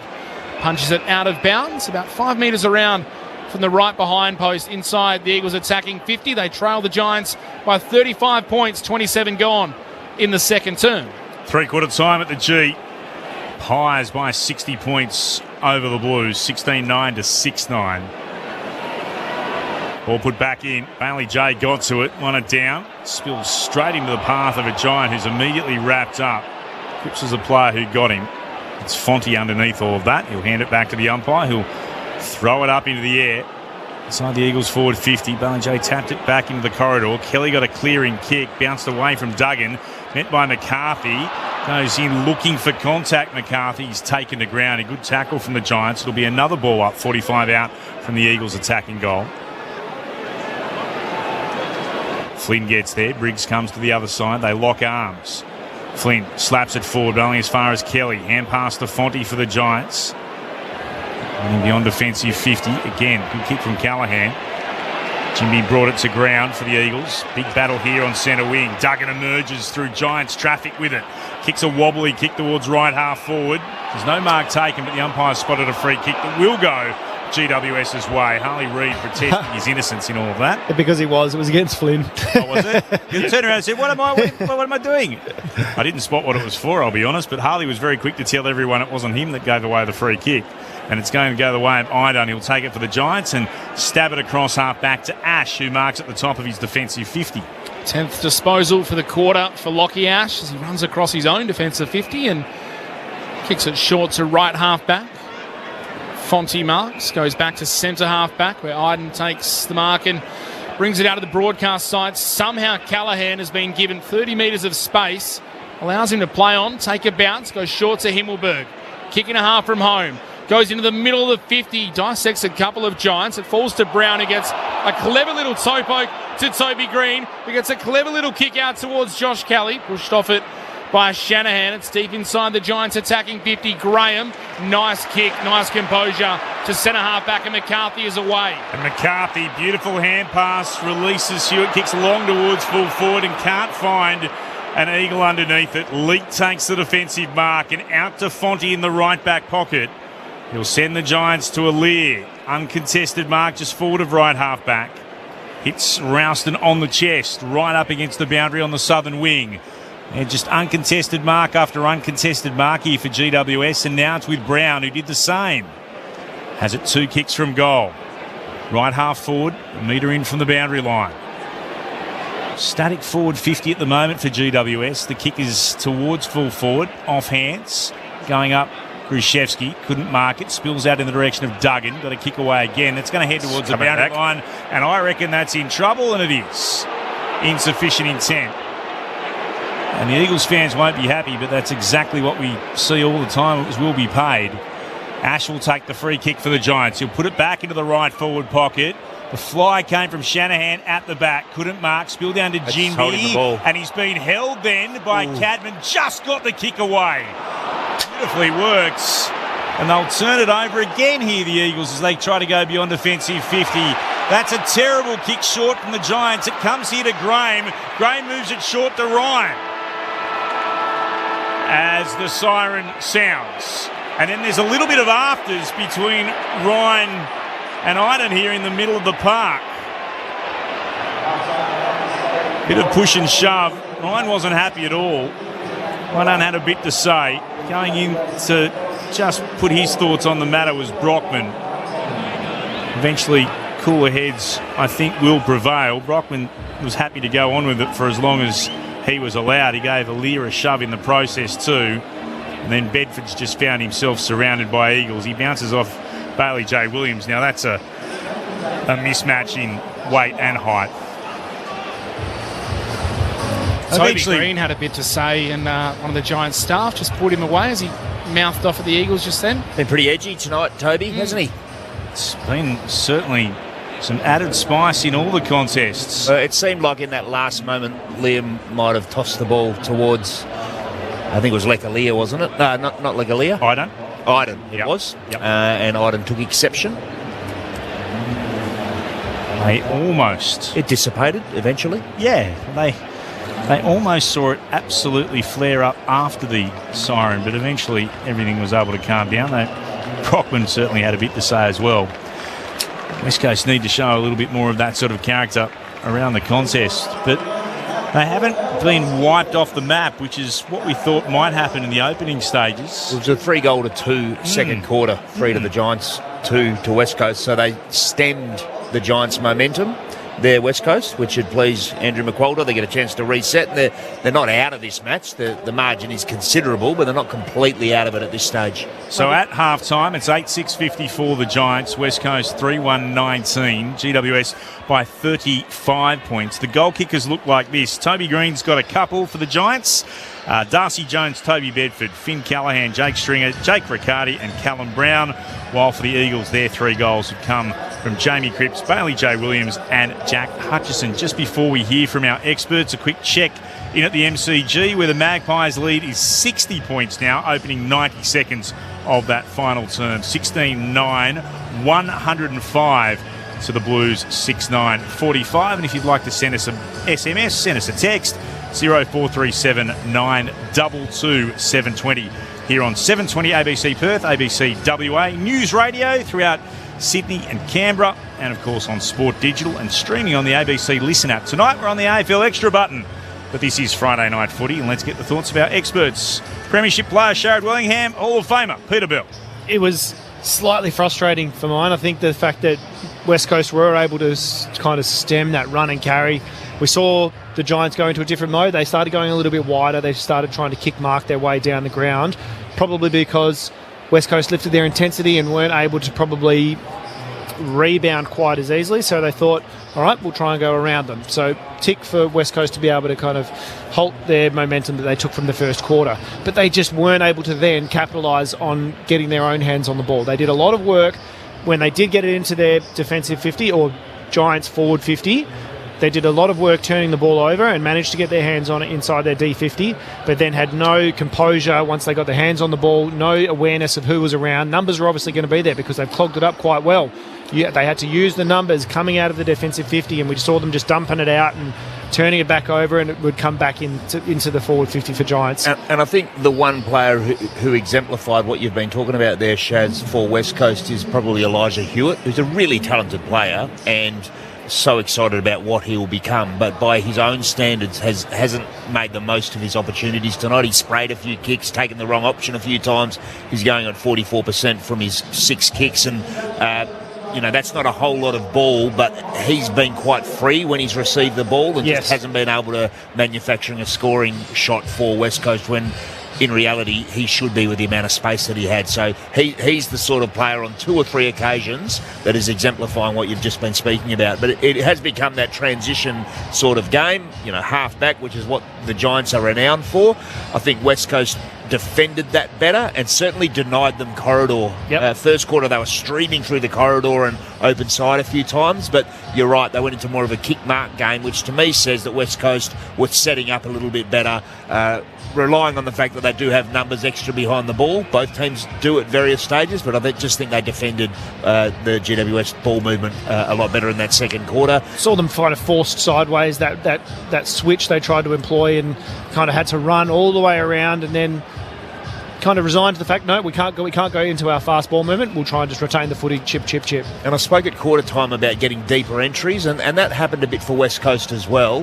They still left some out there with really shallow entries, but at worst, a couple of times there was a stoppage down there. They get another look at it, and you get to set your defence up a bit better, so you can't be slingshot through, if you know what I'm saying. So I like that about West Coast game. But the Giants, their hard run, their dash off half back through Callahan, Ash is another one, Kelly, and then they're dangerous forwards, I suppose, led by Toby Green, who's in everything. Jake Stringer's had little cameos here and there.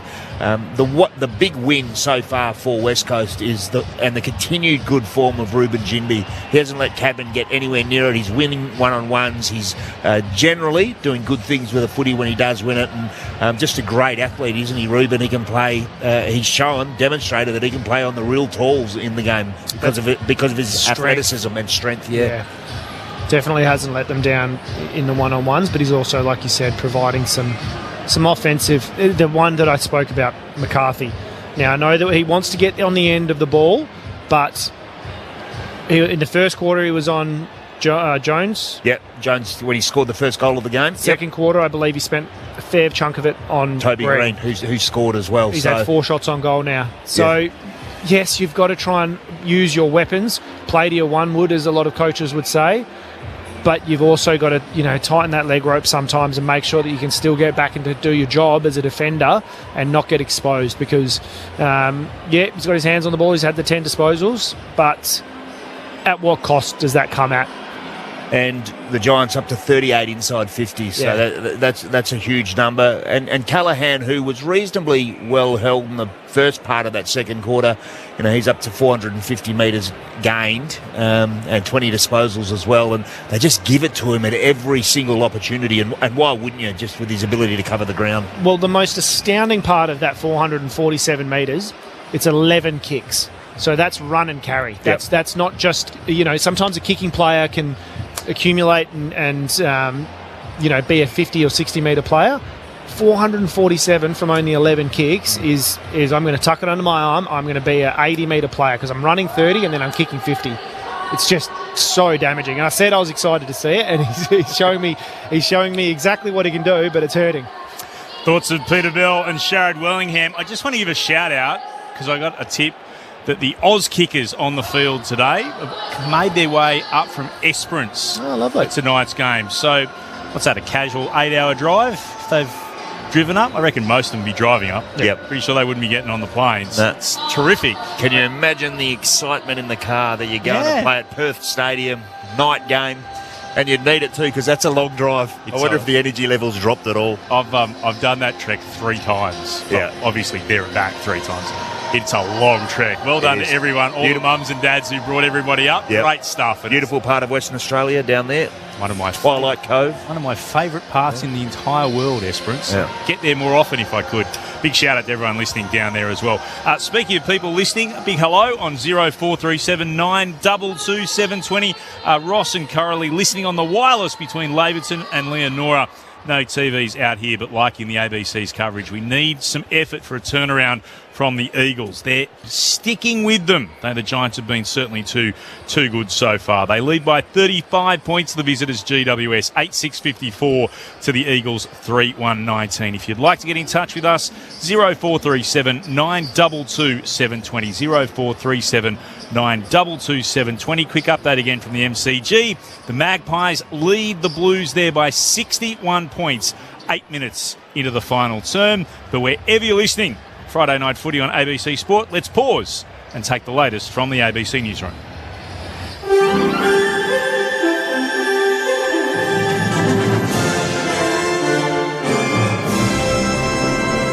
ABC News, good evening. I'm William Howard. Ukrainian President Volodymyr Zelensky says a number of service personnel have been returned home in a fresh prisoner swap with Russia. Moscow's defense ministry has confirmed this, but neither side have specified how many prisoners are involved. The warring sides have exchanged prisoners several times as part of an agreement struck in Istanbul last month. It follows Russia's latest attack on Kyiv, its largest aerial barrage since the start of the war.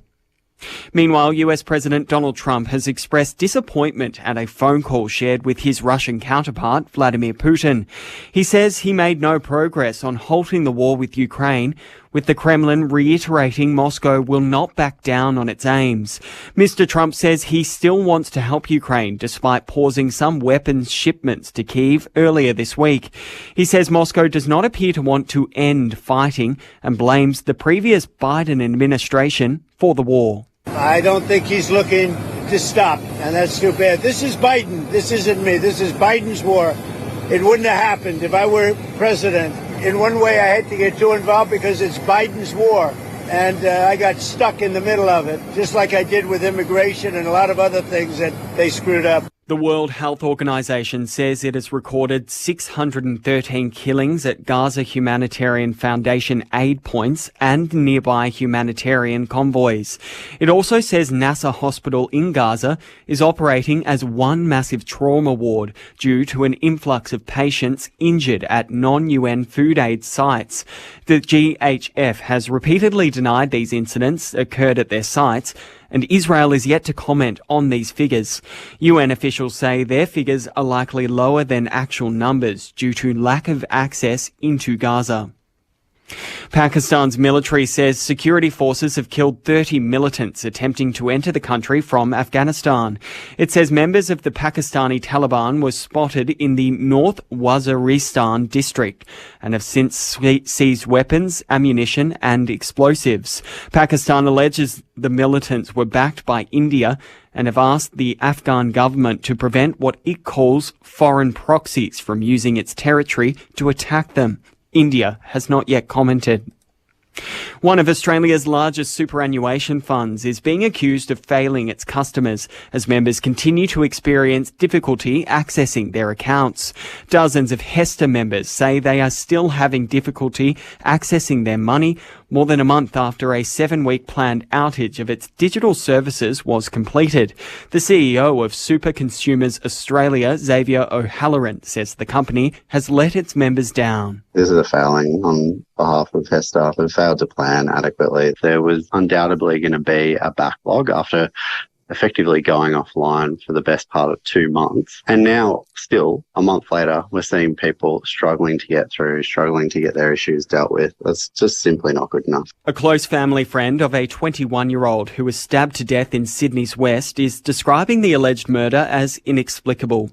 2 boys aged 16 and 17 have been refused bail after facing court, accused of attacking Luke Manasseh with machetes at a home last week. Family friend and radio presenter Jason Morrison has spoken fondly of Luke, who used to babysit his young boys and go fishing with them, and says the Manasseh family is still dealing with the loss of their son. This is, we believe, a case of mistaken identity, and there's no doubt about it in my knowledge of this young man, what he's about, how he's lived his life, and what his family is like. This is a very decent kid. An alleged drunk driver is in hospital under police guard after she crashed her car into a business in Geelong, leaving a man inside seriously injured. Police say the vehicle left High Street in Belmont just before midday, crashing into the front of the building and hitting a 54-year-old man standing at a reception desk. And British Deputy Prime Minister Angela Rayner has paid tribute to Liverpool player Diogo Jota and his brother Andre Silva. Both died in a car crash in northwestern Spain after they tried to overtake another vehicle which caused a tyre to blow out. The 28-year-old forward played a key role in the club's English Premier League title victory last season and leaves 3 children and his wife behind. Minister Rayner says the entire Liverpool community is extending their support to his family. And you're up to date with the very latest ABC News. Australia's Test Tour of the West Indies is on now. What about that? Unbelievable! Catch every ball on the ABC Listen app. Just look for the cricket button. This is the 2025 AFL Premiership season on ABC Sport. Lost it. Edwards, his handball was stolen. Angwin takes it, gives it to O'Halloran, kicks inside the middle of the 50. And Stringer is there all alone, happy to take the mark. Already had one chance tonight, Jake Stringer. This is a lot easier. Directly in front, slots it through, and then goes straight up to Jack Graham and gets in his face. To Cripps, kick too hot for Ryan inside the forward 50. Alir at the back, he's shoved off it by Ryan for the Eagles. Little handball to Bailey Williams. It's dribbling, bouncing, goal! The Eagles get one back in this second term. Their second for the night. Kelly, little handball to Brown, who spears it into the pocket, and Toby Green. Ball in the hands of the Giants skipper. Toby Green makes no mistake.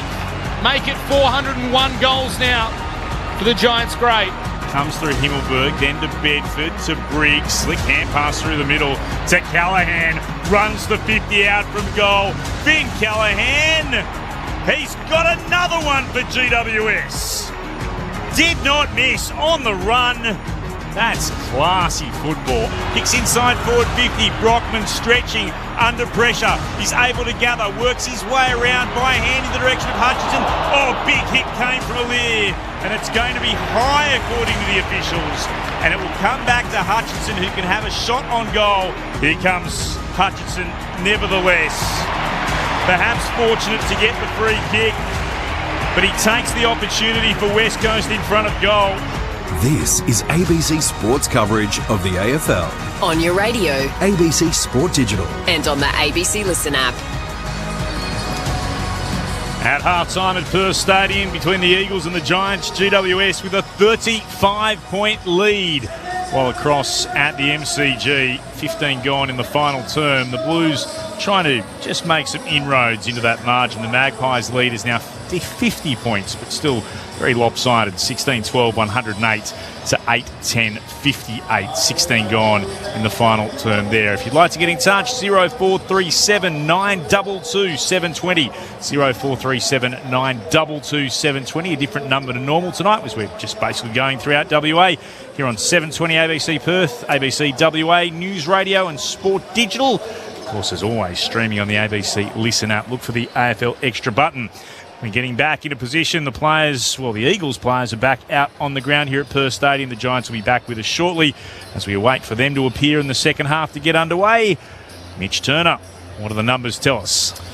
Some of the team numbers first. The inside 50s, the way of the Giants, 38-22. The hitouts, the Eagles lead that stat, 19-18. But the clearances are going GWS's way, 21-16. The tackle count in favour of West Coast by 27-26. The free kick count has now swung the Giants' way, 11-6. And the disposal count, 212-154 in favour of the Giants. Individually, Finn Callaghan has 20 disposals. He's kicked a goal and has 447 metres gained for the Giants. O'Halloran has 17 touches.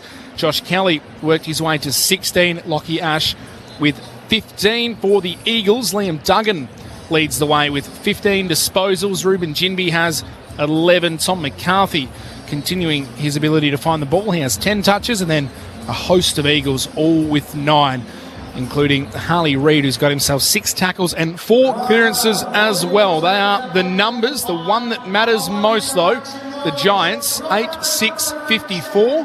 The Eagles, they are 3-1-19. The margin is 35 points. We're still about a minute and a bit away from restarting this match and getting the second half underway. Recapping some of those goal kickers as well.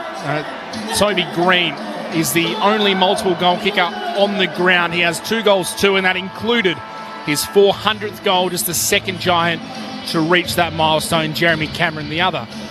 Take a pause, get stuck into those sausage rolls for a minute as we build up towards the second half. Very important. Don't worry about that. Last time, by the way, Cash Photo, our producer back in the studio, has been busy at work. West Coast overcame a halftime deficit of more than 5 goals. It was round 10, 2006 against Geelong. However, they were 35 points down in the third quarter against North Melbourne in round 23 last year. You remember that game in Hobart. Oscar Allen pivotal in the dying stages. They came back to win that. But in terms of half-time deficits, in a long time since they've been able to overcome a deficit of more than 5 goals. There is an NRL game to bring you up to date with tonight. The Bulldogs were hosting the Broncos, and the Broncos got the win by 4 points, 22-18. About to get set. Start of the third term. Mitch Turner to join us again here on 720 ABC Perth, ABC WA News Radio and Sport Digital. This is Friday Night Footy on ABC Sport. It's a big mountain to climb for West Coast, but they've got 2 quarters to have a go. Good start for them as well. Hewitt from the middle, kicks it inside the forward 50. Ryan was nudged under it. Umpire said play on. Iden dragged down as he kicked it. Got it outside defensive 50 towards the boundary. Marrick tracks it back. Little handball to Hewitt, who missed his target as the players slip over on that southern side. Socking up the wing.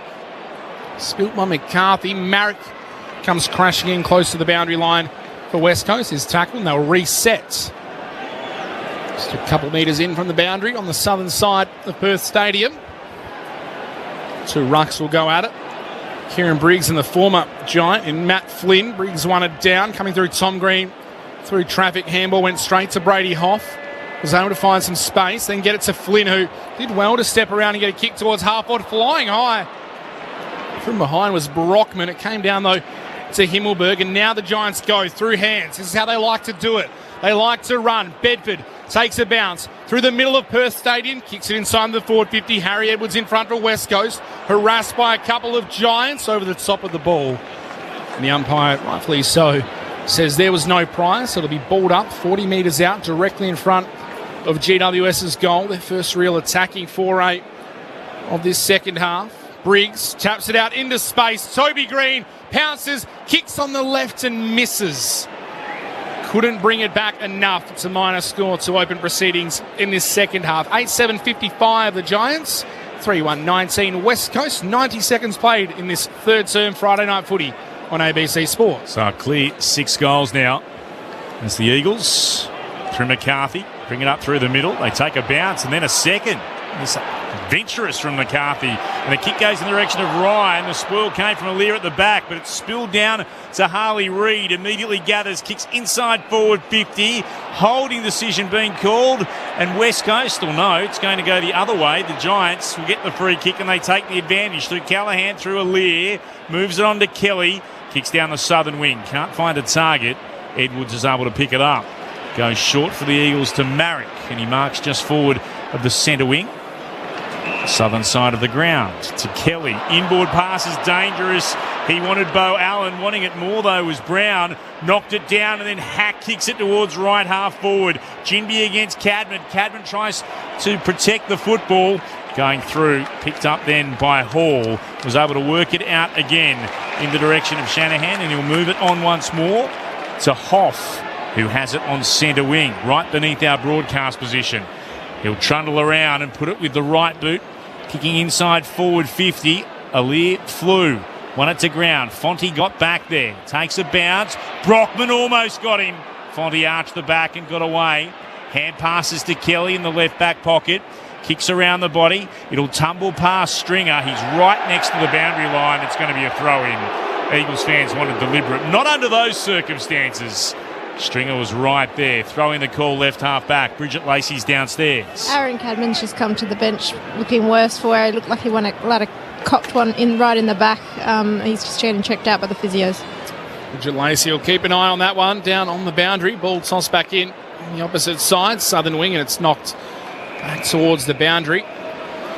Just quickly, centre bounce to start this third quarter for West Coast. Flynn, Hewitt, Reid, Marek, Hoff, very, very young group.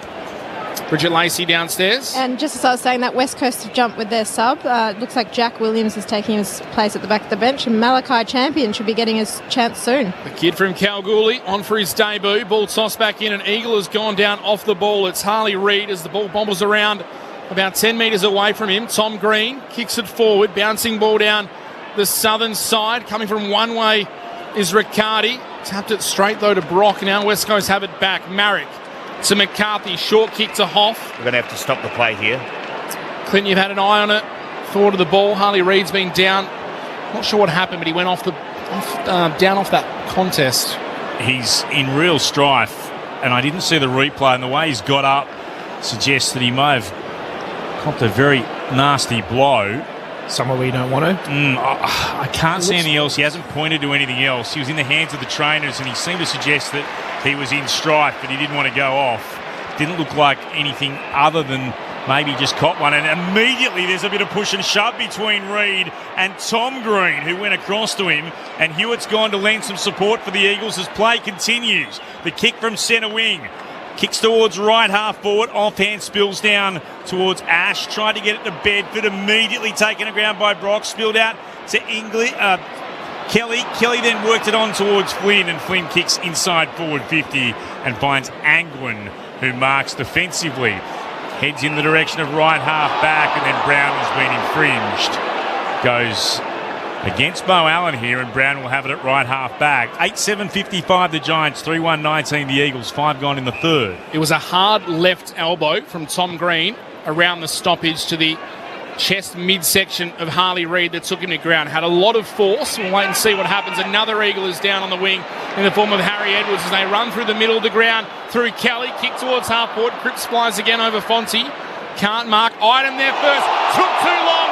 Run down by Shanahan. Came from a long way away.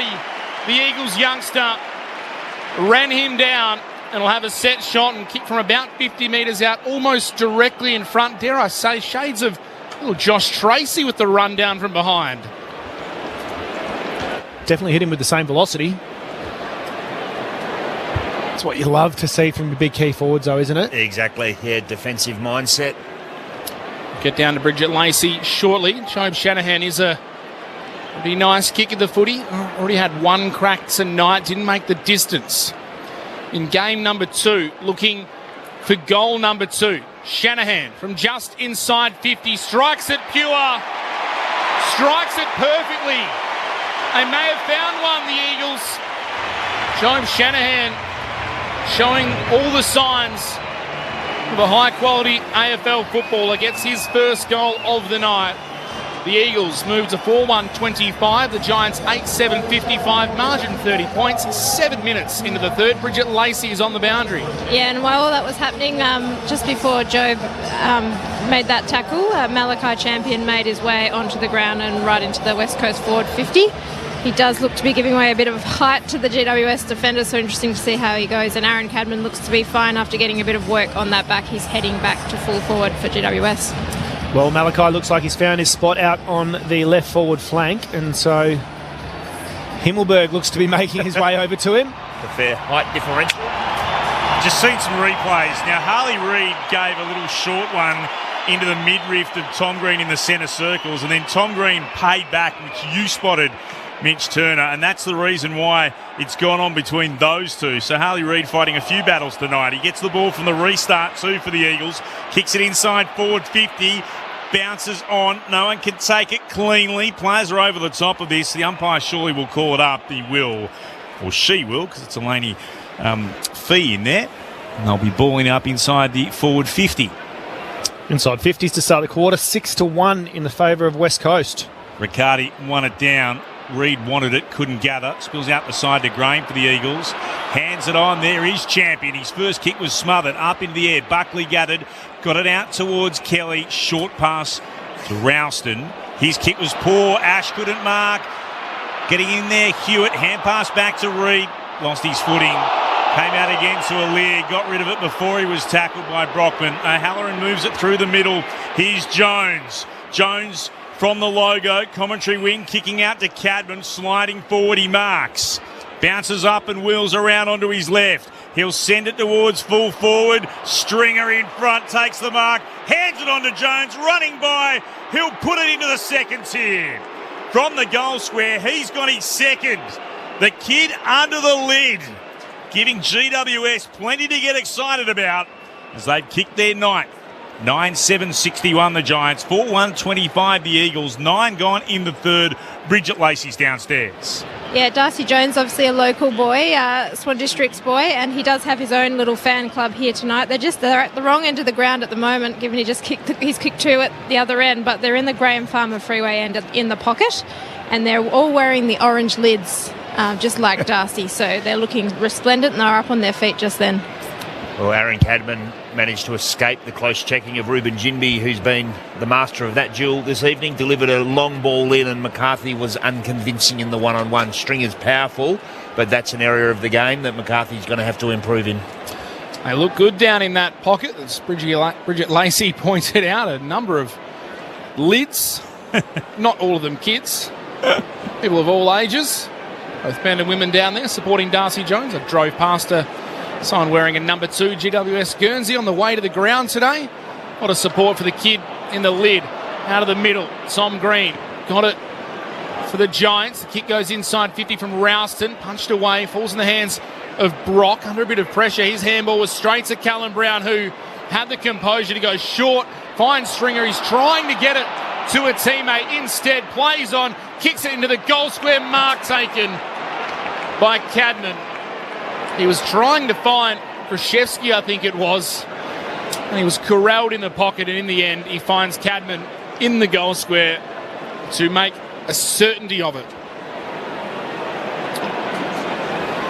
He's 19-12 from set shots this year, but I don't think that matters much when he'll kick from 10 metres out. Aaron Cadman, point blank range, bangs it into the second tier, gets his first goal of the night, makes a little T symbol as a celebration. No idea what that means, but it's 10 goals, 7-67 for the Giants, 4-1-25 for West Coast, 42-point margin, 11 into the third term. Our experts for ABC Sport, Sharad Wellingham and Peter Bell.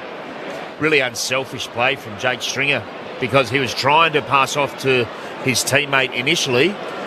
Because he knew he was in the goal square, potentially? Yeah, and then he was entitled to have a shot at goal once he had beaten Harry Edwards on the mark, but instead he just laid it up to Aaron Cadman, who's had a tough day, and that's a teammate looking after you. That's 2 now, because he handed it off to Jones short time ago. Could have had 3, Jake Stringer. Full time at the MCG. The Magpies have won what is now an 8th straight game, 17-13, 1-15 to the Blues, 8-11, 59. The Magpies by 56 points. Great opportunity for the captain, Liam Duggan, to do a huge body spoil then as well, and missed opportunity. They do get the clearance though. It comes from Graham and he moves it out to Hall, marking forward of the logo on the wing. Short to Duggan, the aforementioned player. Puts it onto his left. Ryan leads towards the footy. Flew. Couldn't mark. Ball hits the deck again. Front position was Leake. Comes out again towards Graham for the Eagles. Got it to Hall. Snaps around the body. Stretching Hutchison. Just crashed into by Buckley coming the other way. The Eagles keep it in play. Hewitt to Champion. Kicked up and down on the lift shaft. Underneath it was Ryan. Couldn't take it. Aliir clearing kick beyond defensive 50. It'll bounce towards right half back, and it's taken over the boundary line by Harry Edwards. There'll be a throw-in left half forward for West Coast. It's a big contest there, wasn't it? Malachi Champion, welcome to AFL footy. Every time he's got the ball, and he's been lively, as you'd expect, there's been Giants players all over him. The 244s, they hit each other at pace. Throwing in again. Bailey J won it down, emerging with O'Halloran, got it onto Ash. Here's Fonte, takes a bounce, runs past the centre circles, hand past the Bedford, attacking edge of the centre square. Giants still in attack. To Kelly it comes. He'll kick long towards full forward. The ball bounces. I reckon it might have just got past the outstretched arms of Allen. It has. It's through for another one. GWS, they've kicked 3 in the opening 13 minutes of this third term. 11-7-73 now, the Giants. The Eagles are 4-1-25, and that margin has blown out to be 48 points. As I said, 13 and a bit minutes into the third. This is Friday Night Footy on ABC Sport. And if you want one piece of play as a definition of what the Giants try and do, then that's it. They win a defensive mid-stoppage, hit the corridor hard, use that speed they've got off half-back, stretching forwards, and Josh Kelly said, well, if you're going to run away from me, I'll have the shot from 53 metres. Reminiscent of old school Sydney almost. Yep. Loved a defensive wing stoppage because they almost knew that they'd be able to slingshot all the way to the other end. They just go. This orange tsunami slung to the ground in the middle was Graham. Inside 50 goes Briggs. Good mark taken by Duggan. Inside defensive 50 for West Coast. Solo captain for the remainder of the year with no Oscar Allen. Goes short to the former Giant Matthew Flynn. Wearing the Eagles colours now. Has the ball inside the centre square. Kicks up towards left half forward. Coming across Leake, dropped the mark. So too did Aliir coming through. Leake went back, got it to Angwin. Now Fonte. Through hands goes to Callaghan. Takes a couple of steps. Kicks out to the southern wing. Jones drops a mark. Probably should have taken under pressure from Bo Allen. Allen was able to gather, get it to Hall, whose kick misses the intended target of Hoff. Bounces off his legs, who becomes tackler in the end. And we'll have a stoppage in between wing and half forward on the southern side of Perth Stadium. The Giants lead is currently out at 48 points, Clint Wilden. Restart. Briggs won it down. Fell to Hewitt, though, for the Eagles. Hurriedly kicks inside forward, 52-2 battle. Idun won it down. Spilled, fortunately for the Giants, to Angwin. Immediately threw it on the boot. Kicked towards right half back. Brown has done well. Tapped to his own advantage against Brock. Gathered and then kicked long towards right half forward. Khrushchevsky picked it up. Hand pass in front of Green. Toby Green gathers. Can't break the tackle. Eventually steps away. Spots a player all on his own at full forward. The kick goes in Khrushchevsky's direction. He can't mark. Jinby got there. Great spoil from the Eagle. Down to Harry Edwards. In the right back pocket it comes to Hall, who misses the kick with Baker. Bedford there, gathered, gave it off to Darcy Jones, and he misses. From 45 out and pretty much straight in front. Unbelievable spoil, sorry Clint, from Jinby, and there was a bit of arrogance then from Toby Green. He did another big fend off and stood over it and admired his work. And then stopped and went, I won't have a shot myself. myself. There's a real arrogance to that. It was almost like, when they ankle break someone on the three-point line in basketball. Stare at him on the ground. 11-8 plays 4-1, 16 gone in the third. He won the free kick and could have gone back for a set shot if he wanted to, but took the advantage, and Ruben Jinby stopped what would have been a certain goal in the end. Out on the southern side now from the restart. Graham wins it for West Coast, gets it to Clay Hall, who tries to squeeze it to Shanahan, and it's punched away from him by the ever-reliable James Buckley. Probably one of the more underrated defenders around the competition. Often plays second fiddle to Sam Taylor, who is obviously out at the moment. A very respected player, Buckley, in the competition. They have two key pillars down back to the Giants. One of them missing tonight. From the restart, Briggs has gone down hurt. Meanwhile, the Eagles win it, go up towards Shanahan, who was crunched in between two. Ball gets out the back. Here's Malachi Champion. Kicks into the pocket, looking for Ryan. It's punched away by Iden. Well defended in the end. It'll be a boundary throw-in 35 metres around from the Eagles' attacking goal. Right forward pocket, Graham Farmer freeway end. Well, Briggs had a limp up, and now it's Jack Buckley, who we're just talking about, who's limping really badly and gesticulating to the bench. The Eagles have made their sub. As you heard, Malachi Champion is on. Briggs won it down. Toby Green couldn't gather. Reid does. Breaks the tackle. Spun right. Spun left. Kicked back into traffic. Bounced off Aliir. It came to Ryan. Couldn't get a shot away. Wrapped up again by the Giants. Idun right back there defensively. He's tackled by Ryan to ground. Ball up right in front of the Eagles' attacking goal. Farmer freeway end of Perth Stadium. Hurled aloft. Briggs had no one to go. He tapped it straight down to Graham, who couldn't believe it, and he kicks a goal for West Coast. Wow! Graham would have been thrilled to just get the tap down from Briggs like he was his own Giants teammate. Instead, former Richmond Premiership player delighted to give West Coast their 5th of the nights. Jack Graham makes it 5-1-31 to 11-8-74. Giants still well in control as we head towards what is the 19-minute mark in the third term. Yeah, Buckley's got a badly twisted left ankle. And I was about to comment on how well the Giants had defended their D50 stoppage until that moment. They kept aside to sort of 5 scoring shots, and big Briggsy straight down to Jack Graham, who couldn't believe his luck. It was really well controlled, wasn't it? Didn't have much space off his opponent and just straight over the left shoulder. I may have put a bit of a commentator's curse on Jack Buckley then. I was just talking about how he's holding up the defensive stocks with no Sam Taylor, and as we say that, he's limped to the boundary. We'll get an update from Bridget Lacey shortly. Out of the middle, Harley Reid pushed off it by Briggs. Jones in there for the Giants. Ball bobbling around, still inside the centre square. Players crash in and will reset attacking side of the centre square for the West Coast Eagles. Liam Baker's been quiet tonight, just the 4 disposals, and haven't really called his name too often. A really good game last week, did Liam Baker. Might work into it as this Great game handball. progresses. Ash, beautiful handball through traffic. Found O'Halloran, who runs through the middle of Perth Stadium. Takes a bounce. Handball to Callaghan, who kicks inside the forward 50, and going back, Riccardi takes the mark. And that is the Orange Tsunami again as they run forward, and Riccardi will have a set shot 40 metres out. Well, I think that is the exact situation that he would have found himself in all night. Those high half-backs would have just been running backwards, trying to, stay with their men who are running into open space. It would be a really tough night for the West Coast Eagles high half-backs. Riccardi looking for his second goal. Pulls it badly across the left. That might not score at all. It doesn't. Out on the full. The Eagles will have it back in their right back pocket. Liam Duggan will have the ball in hand. Bridget Lacey downstairs. Yeah, the doctors are still looking at Jack Buckley's left ankle as we speak. Keep an eye on it. Giants have still got their sub up their sleeve, Harvey Thomas.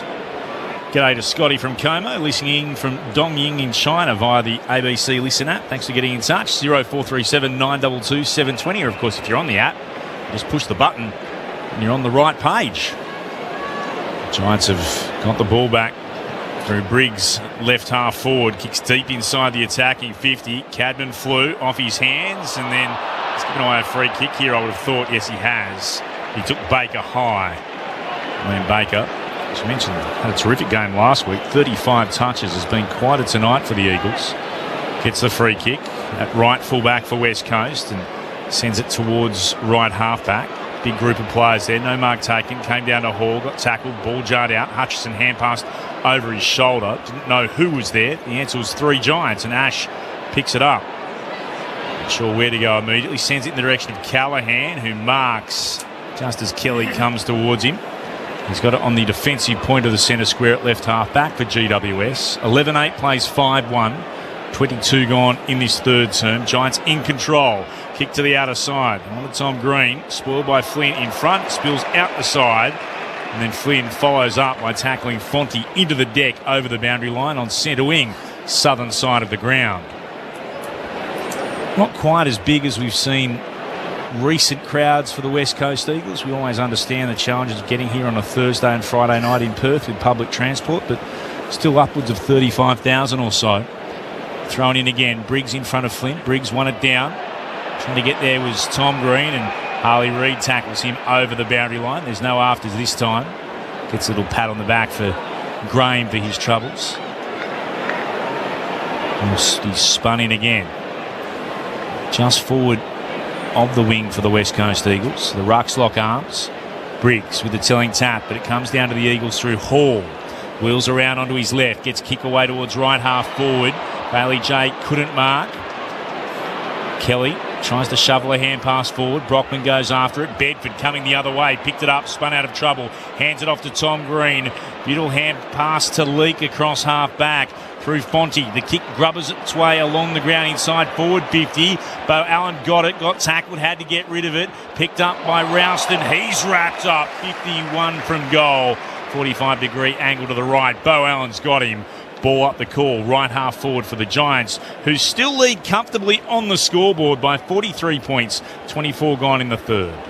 All tossed up in the air. Briggs just slaps it to space. Brown was there to gather. Back to Callaghan, who just racking up the disposals. Kicks inside the forward 50 from the back. Cadman knocks it down in front. Hall's there for West Coast. Just soccers it along the ground outside defensive 50. Ash able to gather. Goes short and misses Bedford. Straight into the hands of Kelly, who immediately handballs to Brockman. He's in trouble. Had to backtrack. Nice little handball to the running support of Bo Allen. Then Hall set Duggan a task. The Eagles going to turn this over. They have. Handballed it straight to Callaghan, who shares it with Kelly. And now back to Finn Callaghan. Disposal 28 coming up.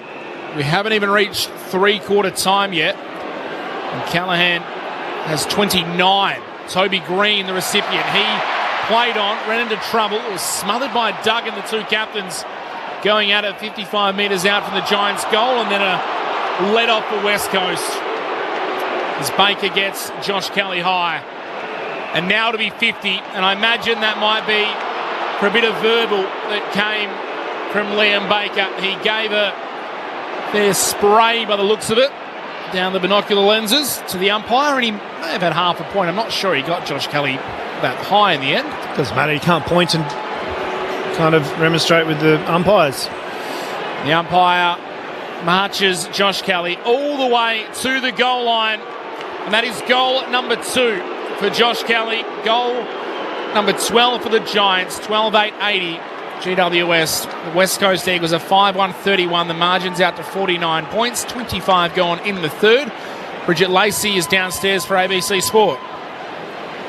Been working on Jack Buckley down here on the bench, and there's some new strapping that's just gone on his left ankle, and they're just putting the sock back on, so it looks like they're going to try and get him back out there. Bit of a risk. You're going to really kind of aggravate those ankles, aren't you, when you keep running on them? Potentially going downstairs for a little bit of assistance. Yeah, I don't see much in that because Kelly is turned directly into Baker. No, it was How was that high? It was an umpiring error that was then compounded by pointing and. It wasn't actually that much of a. Oh, he's pointed. He's pointed. I had the binoculars on. He was pointed, and I've got a sneaking suspicion about what he might have said. That's demonstrative. He was smiling when he pointed. Looks colourful from my lip reading. I reckon if you looked in the dictionary for demonstrative behaviour, that would come up as a perfect example of it. There's a free kick taken in the middle of the ground here now. Even though the Giants thought they were going to get away with moving it forward, it's going to have to come back. There's been some, I'll call them odd decisions tonight. Yeah. So no advantage paid there at all. Tom Green eventually takes the free kick. And all on his own, Toby Green has found a way to leap at the football with not an eagle laying a hand on him, and then just managed to walk past and just remind Harley Reid of how things are travelling out there this evening. Think about how long had elapsed before that ball went from the centre bounce inside 50, and for no one to be touching Toby Green at any stage. They had to go and retrieve the ball, bring it back to Tom Green, big long looping ball inside 50, and then an uncontested chest mark to Toby Green. So Toby Green is looking for what would be his third of the evening. From 45 out, he liked it the moment it left the boot. He was punching the air in celebration, even before it had sailed between the big sticks. The Giants are making light work of this now. They're out to a 55-point advantage, 13-8-86 to 5-1-31. GWS over West Coast. 27 minutes gone in the third term. And repeating at the MCG earlier tonight, the Magpies won an 8th straight game. 56 points over Carlton. McStay and Elliott both with 4 goals. Nick Dacos had 36 disposals. I think Liam Duggan. Mix up, Liam Duggan. You know, Toby Green's done the smart small forward thing, gone back to pretend to put a block on.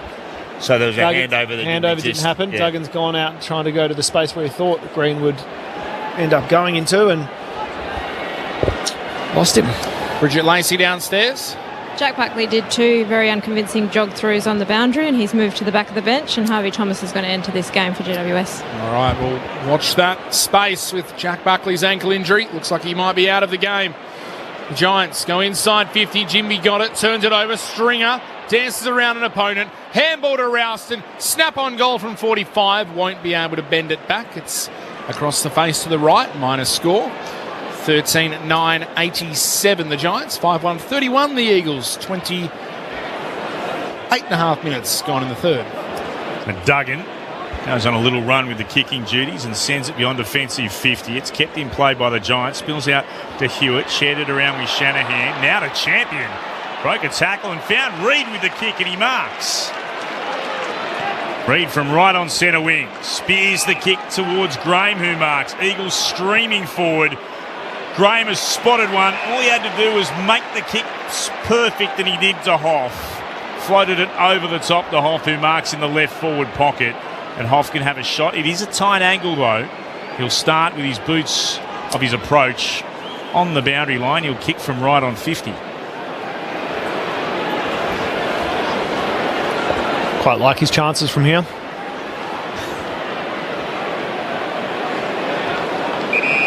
Brady Hoff, 22 years of age, game 68 tonight, has certainly been developing as a footballer. He runs in. The kick looked all right. It's actually going to go out to the right-hand side and then help through for a rush behind. 5-2-32 the Eagles. 13-9-87 the Giants. 29 gone in the third. Greg says lucky Jesse Hogan's sitting in the stands. That mark inside 50 then, just the second for West Coast in this match. The Giants, beautiful kick out to the far side, dropped. A sinner eyed it in the end. Now he's under pressure from a couple of Eagles. Trying to toe poke it forward to Toby Green. Knocked away. Marrick got it to Graham. Looping handball to Duggan. Now to Brockman. Just forward of centre wing on the southern side. Finds Shanahan on the lead. Man on the mark just inside the 50. Shanahan into the pocket. Harley Reid takes the mark. Ball was knocked out late by Connor Ryden, but had plenty of it, Harley Reid. Some of the crowd wanted 50. It's just a mark. We're happy with that sometimes. Yep, I thought that they were going to call play on, but it was a mark, so... We often say it. Sometimes it's nothing more, nothing less. It is what it is. It's a mark. It's a set shot to Harley Reid. He'll kick from about 35 to 40 out. Very tight angle to the right. 9 goals, 8 for the season. Harley Reid, booming kick from the pocket. It's all the way across the face, and he misses everything by a fair margin in the end. Does not score, so the margin doesn't change. It's 55 points the way of the Giants. Deep into time on in this third term. Nice little step inside by Himmelberg. Away from his opponent, kick towards left half back. Stringer flew, couldn't mark. Eagles will come up with it. Marrick.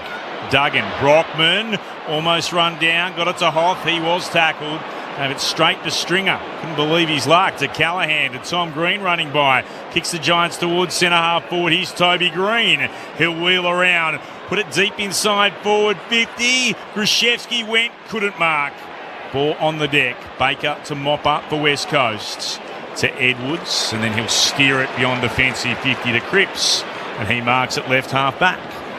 Cripps goes up the wing, looking for Bailey J. Bailey J. Williams flies over Aliir and takes a beautiful mark. Doesn't admire his work for too long because he handballs to Cripps running past. Now to Hewitt. Seconds ticking down. Perfect little sidestep. Put on Leake. The kick to the pocket is too wide for Harley Reid. It's out of bounds on the full. Bit of theatre from the umpire there.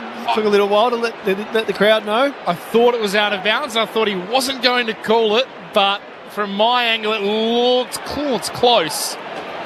As Callahan takes the free kick, goes short. He is cramping in the calf. I'm not surprised. He's only had 31, Finn Callahan. 650 metres gained.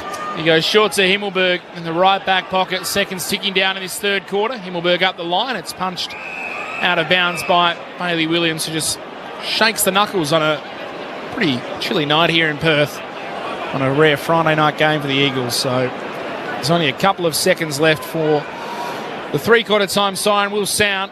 They'll barely get a hand on the ball, the two rucks. Flynn taps it down to Ash, and before he even kicks it, the siren sounds, and maybe no one happier than Finn Callahan. Cramping in that calf muscle. That ends in the third quarter. It was all the Giants. They continue to dominate West Coast. 13-9-87 Greater Western Sydney. The West Coast Eagles are 5-2-32. The margin is 55 points at three-quarter time here at Perth Stadium. And they've had 9 different goal kickers, GWS. Toby Green, their skipper, leads the way. He's got 3. Darcy Jones with 2. Josh Kelly with 2. Singles to Aaron Cadman, Toby Bedford, Finn Callahan, Jake Stringer, Jake Riccardi and Callum Brown. While for the West Coast Eagles, their goals come the way of Jamie Cripps, Jack Graham, Bailey J. Williams, Job Shanahan and Jack Hutchison. Both teams have made their subs. Jack Williams off at half-time. Malachi Champion coming on while for GWS. Jack Buckley, we suspect, will be about to be subbed out for Harvey Thomas. He's got an ankle injury, Jack Buckley, and certainly has looked a little bit worse for wear. Repeating three-quarter time, a 55-point lead to GWS. 13-9-87 to the Eagles, 5-2-32. And earlier tonight, Collingwood by 56 points over Carlton at the MCG. That puts a line through Carlton's hopes of making the finals this season. The Magpies have won an 8th straight game. Wherever you're listening on 720 ABC Perth, ABC WA News Radio and Sport Digital, and of course streaming on the ABC Listen app. If you want to send us a text, 0437 922 720, 0437 922 720. This is Friday Night Footy on ABC Sport. The ABC Listen app has it all. The British and Irish Lions Tour of Australia, Wimbledon, and West Indies versus Australia. Oh, and did I mention we're doing the footy every weekend? ABC Sport on the ABC Listen app. This is the 2025 AFL Premiership season on ABC Sport. Can't mark Iden there first. Took too long. Run down by Shanahan. Came from a long way away. The Eagles youngster ran him down. And will have a set shot and kick from about 50 metres out, almost directly in front. Shanahan from just inside 50. Strikes it pure. Strikes it perfectly. They may have found one, the Eagles. He'll send it towards full forward. Stringer in front, takes the mark. Hands it on to Jones, running by. He'll put it into the second tier. From the goal square, he's got his second. The kid under the lid, giving GWS plenty to get excited about. So they've kicked their ninth. Fine Stringer, he's trying to get it to a teammate. Instead, plays on, kicks it into the goal square mark taken by Cadman. Aaron Cadman, point blank range, bangs it into the second tier, gets his first goal of the night. Hand pass to Bedford, attacking edge of the centre square. Giants still in attack. To Kelly it comes. He'll kick long towards full forward. The ball bounces. I reckon it might have just got past the outstretched arms of Allen. It has. It's through for another one. Hurled aloft. Briggs had no one to go. He tapped it straight down to Graham, who couldn't believe it. And he kicks a goal for West Coast. Wow. Green eventually takes the free kick. And all on his own, Toby Green has found a way to leap at the football with not an eagle laying a hand on him. Toby Green is looking for what would be his third of the evening. From 45 out, he liked at the moment it left the boot. Jack Buckley did 2 very unconvincing jog-throughs on the boundary, and he's moved to the back of the bench, and Harvey Thomas is going to enter this game for GWS. This is ABC Sports coverage of the AFL. On your radio. ABC Sport Digital. And on the ABC Listen app. A quarter to play at Perth Stadium, and the Giants lead by 55 points over the Eagles. Let's get the thoughts of our experts. Hall of Famer Peter Bell, Premiership player Sharad Wellingham on ABC Sport. Again, a very convincing quarter from GWS. What was that, 5 goals to 2? And they found corridor again, Shaz. Yep. And we mentioned just that ability to win stoppage, clear extraction, and then not really much defence to run through when they're finding corridor and when they're streaming forward, and again their forwards running back to goal. That's the thing, isn't it? Yeah, they huge amounts of space. Run so hard towards goal as soon as their mids win possession or gain possession at the stoppage, and then they just start linking up through wing and half back, all taking off. Forwards, bang, straight towards goal and just make these massive holes. And when you're in that position, you're really trying to rely on luck to stop a score, so you need to do something back at the stoppage. They can't win that easily without any density to run through at all, and that's happened far too often. Just looking at the score sources for the evening, you look 9 goals, 6 from turnover. 4 goals, 3 from stoppage. So primarily, a turnover base, but Oregon, those scores, a lot of them might have even come from defensive mid. Yep. From the stoppage, that is. I'll run through some of the other numbers here for the game so far, as I see. Thank you very much. 2 gentlemen at the back. Individually, Finn Callahan's up to 31 touches. Josh Kelly and Lockie Ash both have 22 apiece for the Giants. O'Halloran and Tom Green with 20 each for the Eagles. Duggan, 23. Hewitt and Hall, 17. Harley Reid with 15. Clearances, Giants by 6. Tackles, Giants by 1. Inside 50s, the Giants by 17. The Eagles trailing in the hit-outs now by 1. The Giants leading the free kick count 16 to 18. I was trying to find a stat where the Eagles might be ahead, but there is none. The Giants lead in all major stats as it is, and they lead the scoreboard by 55 points. What can West Coast get out of this final term? They haven't really been belted since that 66-point loss to Adelaide back in round 11. They want this one to get away from them much more significantly than it is now. 55 points. Particularly frustrating after they were so good last week against Collingwood. Ball back in the centre. Wait for the bounce. Final term underway at Perth Stadium. Running it down through all of that is Flynn. Kick goes forward though for GWS, and it comes the way of Darcy Jones. He's been impressive tonight, and it was Callahan who got it to him as well. Jones kicks inside forward 50. Spills down through the back. It's socket forward from Riccardi. It won't count. It'll have to come back here. It's against Jimby on Cadman. It was a really clever lead from Cadman. He feigned to come at the kicker, then looped around the back of Jimby. Jimby lost body contact at him, and it was a good kick from Darcy Jones, and in the end, Jimby panicked. Laughing at Stringer. I was laughing at Stringer saying, Riccardi socketed that through. Can't we take the advantage? Good point. Why can't we take the advantage there? He it should be, because it wasn't a mark. Razor Ray on Monday. Well, I agree with what he's saying. It should have been a goal. It still will be anyway. Cadman comes in and he misses. Oh, goodness me. Razor Ray. That is the commentary curse. As we welcome our listeners to Perth Stadium who've just joined us from Carlton and Collingwood, you've gone from Broadway to 47th Street here. I can't give you a closer game either, unfortunately. You join us in the opening 70 seconds of the final term. 13-10-88 GWS, the 5-2-32 the West Coast Eagles. The Giants kicked the opening goal in the first 17 seconds, and they've barely been challenged since that time. They led by 27 points at quarter time, by 35 points at the half, by 55 points at three-quarter time, and they've got the ball back inside their forward 50 again, GWS. 54 inside 50s to 35. Kelly's with it. He just tries to throw it on the boot and run it long or short along the ground. Instead, it's just taken a little nip of grass before going over the boundary line for a throw-in. Jake Stringer in the vicinity, so no issues with insufficient intent. As the ball's put back into play. Tap one down here by Briggs. Oh, beautifully roved O'Halloran got it. He snaps, but he misses to the right-hand side. 13-11-89 the Giants. 5-2-32 the Eagles. 2 and a bit gone in the final term. Clint Wilden alongside Mitch Turner, our experts, Hall of Famer Peter Bell, Premiership Pie Sharad Wellingham and Bridget Lacey for us downstairs.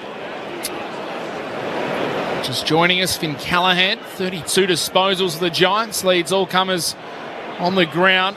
Toby Green has 3 goals as well for the visiting side. The Eagles come out to the broadcast wing. Harley Reid flew high. Tim Kelly was tackled without it. Harley Reid went back, missed the handball.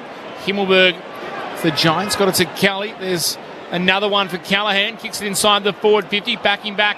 McCarthy can't take the mark for West Coast, but copped one high from Stringer. Wins a free kick and plays on to Duggan. A nice kick across his own defensive 50. Out to left half back where Brock can mark and go for a little run. The tall defender. Kick up the wing. Brockman, nice mark. The Eagles build something here. Goes into the middle of the ground to Kelly. Couple of options streaming forward, looking for Bailey Williams. Getting back Lekalia. Crashed into him. Surely a free kick for front on contacts. That's why the boos have come. Then Bailey Williams just throws Aaliyah to the ground off the ball while the Giants kind of fiddle around with it. The defensive side of the broadcast swing. Eventually Callaghan kicks it up and turns it over. Bo Allen gives it to Harley Reid. He goes short inside by foot to Baker. Baker, kick into the middle of the ground. It had to be precise. It was. It just got the way of Hutchison. Hand pass to McCarthy. Lost it. Tapped it back to Hutchison. Runs the 50 out from goal. Kicks long. Flying Ryan on the behind line to the right. Couldn't get onto it. It's through for a minor score. Well, that's another miss from the umpires there. That's front on contact. Not only front on contact, but front on contact in the face. Yeah, that's a bad miss. There's been some poor umpiring decisions tonight. 13-11-89 the Giants. 5-3-33 the Eagles. 4 gone in the last.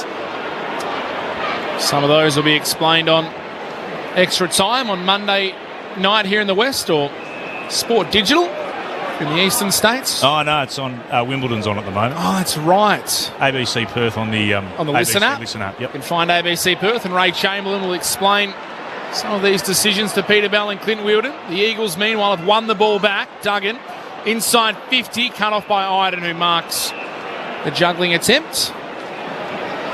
You'll be able to hear Razor across the weekend as well. It was part of the coverage down on the boundary in Melbourne. I'm not sure there's much to explain on some of those decisions. They're just errors. Razor will find a way.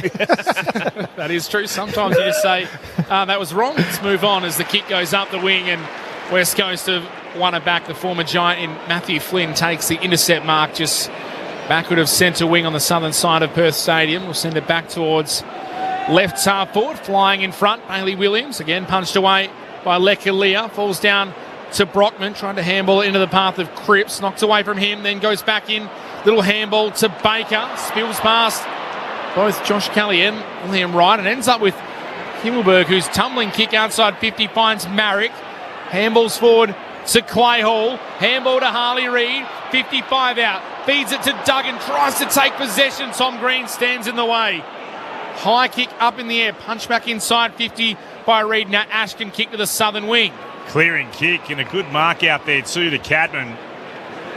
Pauses for a moment to allow the Giants to stream forward. Goes looking for O'Halloran. Coming the other way. Punch was one down by Bo Allen. Picking it up was Harley Reid. Runs to the centre circles. Hands it back to Marrick for the Eagles. Stabs a pass forward to Baker. He marks, turns, kicks quickly into the right forward pocket. Wanted Cripps. Well done from Iden. He punches it across the boundary line for a throw-in. About 45 out from the Eagles attacking goal at the city end of Perth Stadium. That's to the right of our broadcast position. 6 and a bit gone in the final term. The Giants are 13-11-89. The Eagles 5-3-33. I reckon we might see, for those who've just joined us, a bit more about the battle between Tom Green and Harley Reid throughout the night. They certainly exchanged more than a few pleasantries from the restart. One down, knocked forward then by Hewitt. Brockman tried to work it onto Cripps. Despairing tackle from Angwin just got him as he was about to get a kick away from the attacking edge of the goal square. And then that's going to go the way of the Giants out of that. Angwin's been rewarded with the free kick. He's got it at full back for the Giants, who still continue to lead 7 minutes into the final term. They're up by 56 points on ABC Sports coverage of Friday Night Footy. Kick beyond defensive 50 for the Giants, and it's punched away from behind by Grashevsky.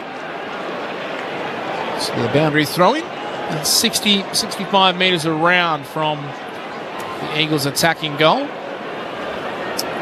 Just 5 goals for them tonight. No multiple goal kickers yet for the home side.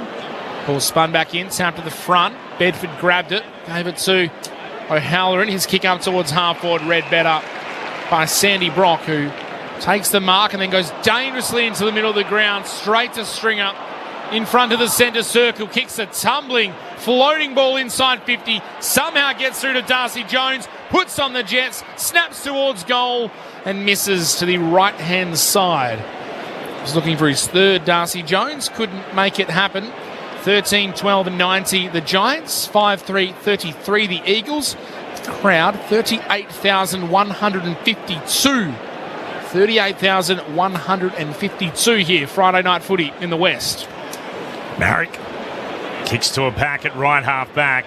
Off hands. Briggs with a more telling tap, though it was Lecalier who flew. It's over the boundary line for a throw-in again. Liam Baker's been tried forward. Didn't really have any impact in the game across his customary half-back, but McQualter having a look at what he can do forward.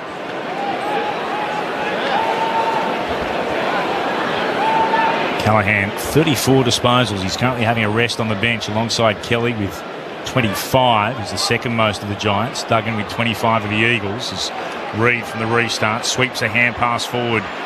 Malachi Champion honours the sub, and on debut couldn't quite gather. Will come the way of the Giants again. Now Tom Green. Hand passes it forward to Bedford. Has to pick it up off the deck. His kick was smothered by Flynn. Ricocheted in the direction of Halloran. Taken though first by Marrick. Handed it off to Graham for the Eagles. Kick again towards right half forward, and floating back to take a defensive mark is Tom Green. It's a great kick. Beautiful kick. Laser-like precision into the middle of the ground to Rostrom. And Rostrom moves it on quickly. This is Jones, and then Jones going again towards centre half forward, and he finds Flynn. Not sure what to do with it, Flynn, so he goes back inside the centre square, and now it's marked there by Leake. Sorry, mate, you go. Flynn? Briggs, sorry. Kick inside the forward 50 from Iden. Did he wear 32 at GWS? He's wearing 32 at the West Coast Eagles right now, is he? No. He did wear 32, I think. Yeah, they look so similar out there. The kick to half forward is a small win for West Coast because Brockman laid the tackle on Stringer, who couldn't take the mark, which probably he's had on a cold and late Friday night here in the West. No, I appreciate it, Shaz. Don't worry. You had Mitch turning at me going like this. He's part of the Rat Pack. Is Sharrod Wallingham, so he plays up a little bit, the former Premiership Pie. Tim Kelly marks on the centre wing. Kicks further up the southern side to Bo Allen. Read a book, Mitch. Get off a podcast. There was a podcast during the week where a former Collingwood member maybe called Sharrod Wallingham out for thinking he was part of the Rat Pack at Collingwood, but never quite broke into the inner sanctum. Harley Reid, kick and a half from home, spears it inside the forward 50, and Liam Baker, as Peter Bell said, has gone forward and taken the mark and is 35 metres out, slightest of angles to the right. And what's been a quiet night for Liam Baker, has a chance to get himself a goal. Has not kicked one for the Eagles. Would you believe it? Oh, that was pre-season, wasn't it? He is 0-3 for the year. He kicked the winner against North Melbourne in Bunbury in the pre-season. Liam Baker for his first goal in Eagles colours. That gives the fans something to cheer about for West Coast. In his 16th game for the club, Liam Baker finally gets himself a major. It'll do little to help West Coast chances tonight, though. 6-3-39 the Eagles. The Giants 13-12-90. Almost 12 minutes played. Margin is 51 points. Those joining us, a milestone for Liam Baker. Earlier tonight, Toby Green kicked his 400th career goal. And he's been as entertaining as ever, Toby Green. 3-3 tonight, and there's been some banter and byplay, and some feistiness, which is what we've come to expect. But there's also been some quality football from Toby Green and his Giants teammates. A bit of the fizz has gone out of this game. It's been pretty much well in control for GWS from the very first bounce. Since 17 seconds in. Yeah. When they went straight through the middle and kicked a goal. And everyone went, oh, okay. Tap one down here. And from Briggs, then to Callahan, immediately kicks inside forward 50. Cadman spoiled it down. Here's Stringer kicking around the body and missing. He's actually handed off 2 tonight. So although he's just got the 1 goal and now with that miss, he probably should have 3. I think he's been pretty good, Jake Stringer. Yeah. Following on from his recent form. 13-13-91 to 6-3-39. Giants over the Eagles. 13 gone in the last. Hoff kicks up the wing and in front. Nice mark by Lek Alia in front of Shanahan. Not the most important mark he's taken in his Giants career. It was a pretty good one in front of the interchange gates. Has the chance now to kick towards half forward. Wrestle is on between Krzyzewski and Edwards. It falls the way of the Eagles. Duggan backtracking, kicks across the face dangerously. Jones can't mark. It spills though to Cadman, who snaps around the body. And there's just more pain for West Coast here in Perth.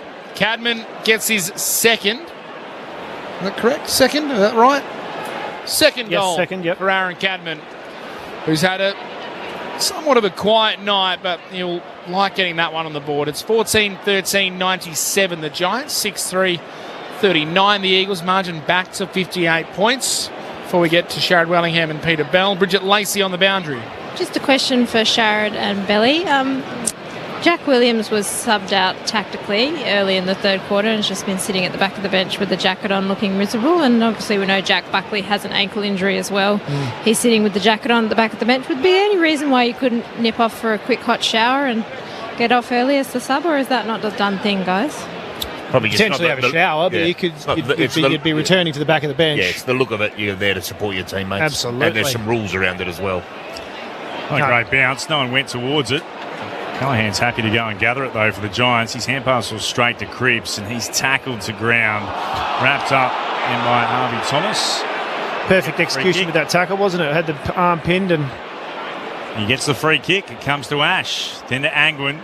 Sends it inside forward 50, wanting Cadman, or crashes into Duggan. Spills down to ground. Here's Bedford. Hands it off again. Having the snap. O'Halloran. The Giants' flags all waved for the 15th time tonight. Xavier O'Halloran, his 5th of the season.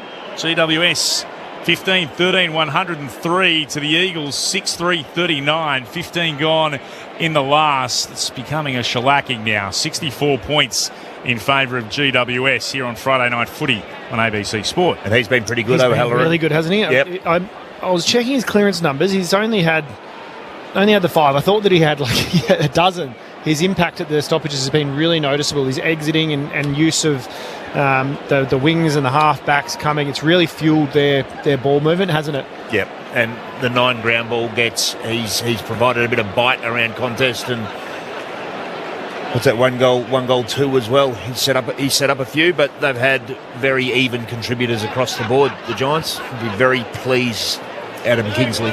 They are still missing a couple of players, the Giants, some pretty important ones as well. Welcome them back. 6-6-6 breach here for just a warning. We got a little bit wrong, but the umpire just gives a warning. They'll ball it up again. It's Riccardi v Bailey Williams to do the ruck work. Riccardi is standing right on the centre line and steps across to try and take the space. It didn't work. Williams was favoured by the bounce, tapped it in the path of Ryan. It was knocked away by Callahan. Inside 50 though, go the Eagles. It comes down to ground level. Aaliyah is in there for the Giants trying to fight. Brockman though extracts it, handballs it to Bailey Williams, who kicks it out of bounds on the full. In the right forward pocket, so the left back pocket for the Giants is where they will take possession again. And they really have, as Clint Wilden said, controlled this game from the first 17 seconds when Darcy Jones burst forward and kicked the first, and right now they hold a 64-point margin to the good of the visiting side. So Himmelberg Beyond defensive 50 towards left half back. Ginby was up at the back of the pack, got a hand on it. Spilled down towards Tom Green. Swept the hand pass inboard. Here's Callaghan again. Will kick into the middle of the ground, but it's been chopped off by Ryan. In front of Grishevsky. Ryan kicks it back inside forward 50 for the Eagles. Off the hands of Brockman. Down towards Baker. Run down in a tackle by Fonte.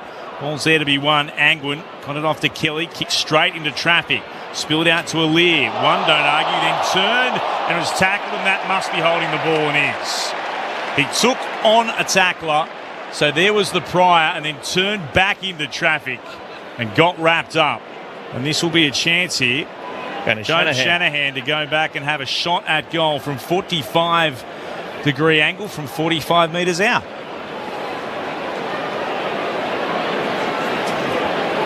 Lining up for goal 2. He's had an interesting night, Shanahan. If you've just joined us, he played forward and back and showcasing his versatility. 12's the yellow Sharon around in his hands. In for his second of the night and just his second game of footy at this level, and he puts it through for West Coast. The 18-year-old taken at pick 30 in the 24 draft really is looking like he could be something for West Coast in the years to come. They've got another one, the Eagles. 7-3-45 for whatever it's worth to the Giants. 15-13, 103. 18 and a bit gone in the final term. I really liked. He was one who I said I was interested to see in person. Really like what I've seen. He's had the 12 or 13 disposals, so had a little bit of footy. But I just like the way he moves. I think he called him a colt. It's definitely precocious colt. Kind of up on his toes as he moves around and long legs. Yeah, really move and a beautiful great kick. size. Yeah, great size. Yeah, very relaxed, very fluid. Great kicking action. He's similar, but it reminds me of Josh Tracy a little bit. The way he strikes the ball, these set shots quite similar. It's a beautiful finish, and he chases down, hits the packy. Well, if he can be anything like Josh Tracy, I will have definitely found one. Out of the middle go the Giants. Bedford sprints away from the stoppage, kicks inside the forward 50. Ginby in front, can't take the mark for West Coast. Brown's toe poking it forward. Grishevsky is dispossessed and holding the ball. It's been a quiet night for Max Grishevsky, just the 2 disposals. The Eagles win it back. Marek goes short inside defensive 50, still to Brady Hoff, who handballs the run of Marek again. Kick up the broadcast swing. Too hot this time for Shanahan. Alir at the back takes possession and is tackled.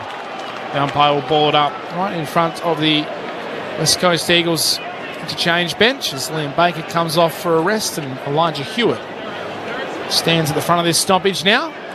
Or goes just past him, eventually almost grabbed it. Reid just lays on top of it, Harley Reid, and he's asking if he'd been tripped.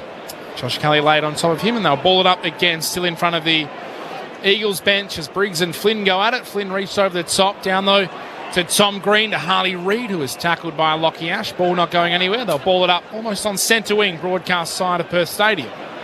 Here's Flynn winning it down for the Eagles to Reid. Wheels around, by hand, goes to Hoff. Back to Harley Reid on the logo. Surrounded by Giants, got a kick away that bounces towards right half forward. That's clever from Bailey J. Taps it down to Champion on debut. Malachi Champion puts it across the face of goal. Marked at full back by Thomas of the Giants. He'll move it short to Toby Green. Has it in the right back pocket. So he made the right choice there, Peter Bell. He had an option short in Brockman. I'm happy enough with him having a shot at goal. Yeah. Debutant trying to bring a little bit of excitement to this Eagles crowd on a Friday night. Maybe in the review, though, the coach might say, just kick that one to your teammate. Ash on the southern side is called to play on. He kicks up the middle of the wing. Punching from behind was Briggs, who may have hurt himself there. He's a little sore emerging from that contest. The Giants still managed to get it to go forward.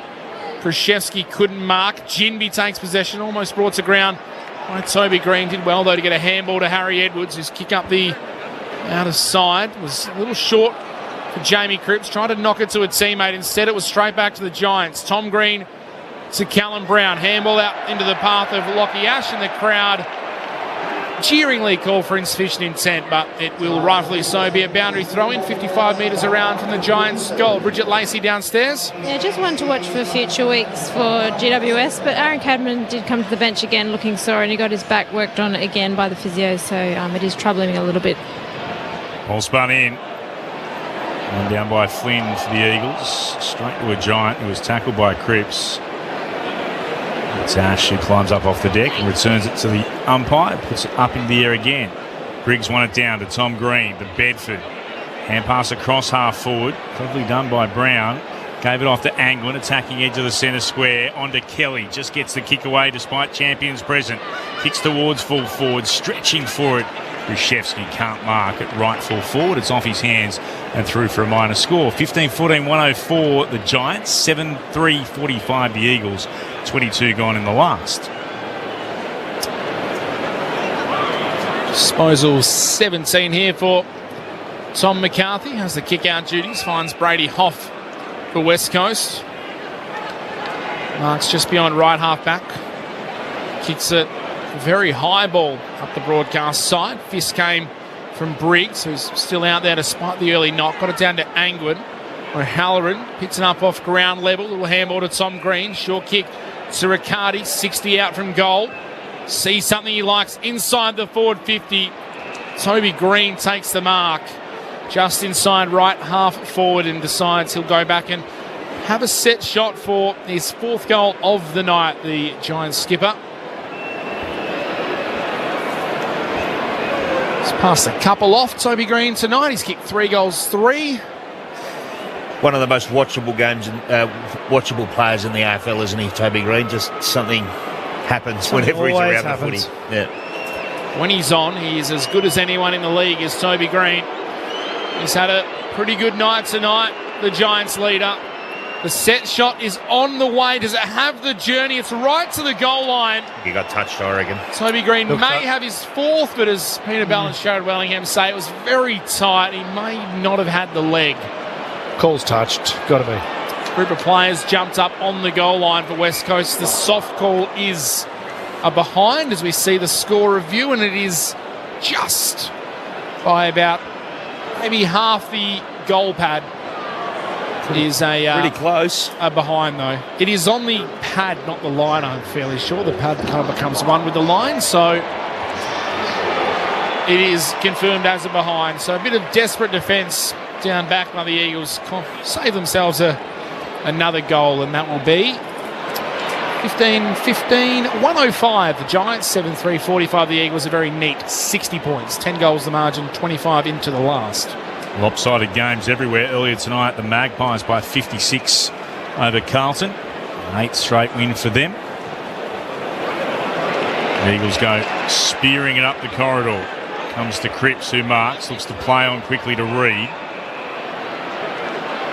Harley Reid back to Cripps, who marks. Still in the centre square. Cripps will put it towards full forward. Oh, great fly at the back. Liam Ryan had 2 Giants in front of him. Leapt into the night skies and pulled down another terrific mark. That's a good grab.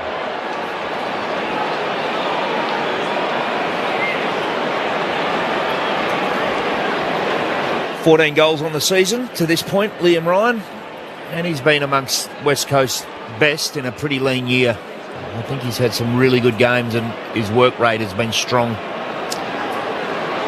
Looking for his first, and he's missed. Pushing it to the right-hand side. 7-4-46 the Eagles, 15-15, 105 the Giants, 26 gone in the last. Ash does the kick-out duties for the Giants. He's had another solid night, 29 for him. The Eagles, though, they win it back, turned over the kick across the 50, straight to Liam Ryan, who intercepts, kicks the goal, and, well, he must have felt like he deserved one because he missed it a moment ago. He was able to chop off the kick across defensive 50. And a rare mistake tonight from Greater Western Sydney allows Liam Ryan to chop it off and kick his first goal. It was Fonte that missed the target. Ryan pounced. And there is goal 15 of the season, Peter Bell. We're a bit early, but better late than never. 8-4-52. The Eagles are now 15-15, 105. The Giants, 53 points the margin. Yeah, the kick from Fonte just had a little bit too much heat on it. Callaghan couldn't control it. Liam Ryan corrected the earlier blemish. I've liked Fonte's game. They're so ballistic from half-back, the Giants. Some really quick players, and they can just keep doing the reps across half-back.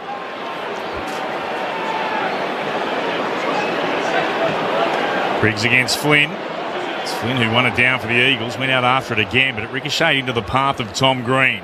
Kicks it up for the Giants, sends it in the direction of Stringer, top of the 50 arc.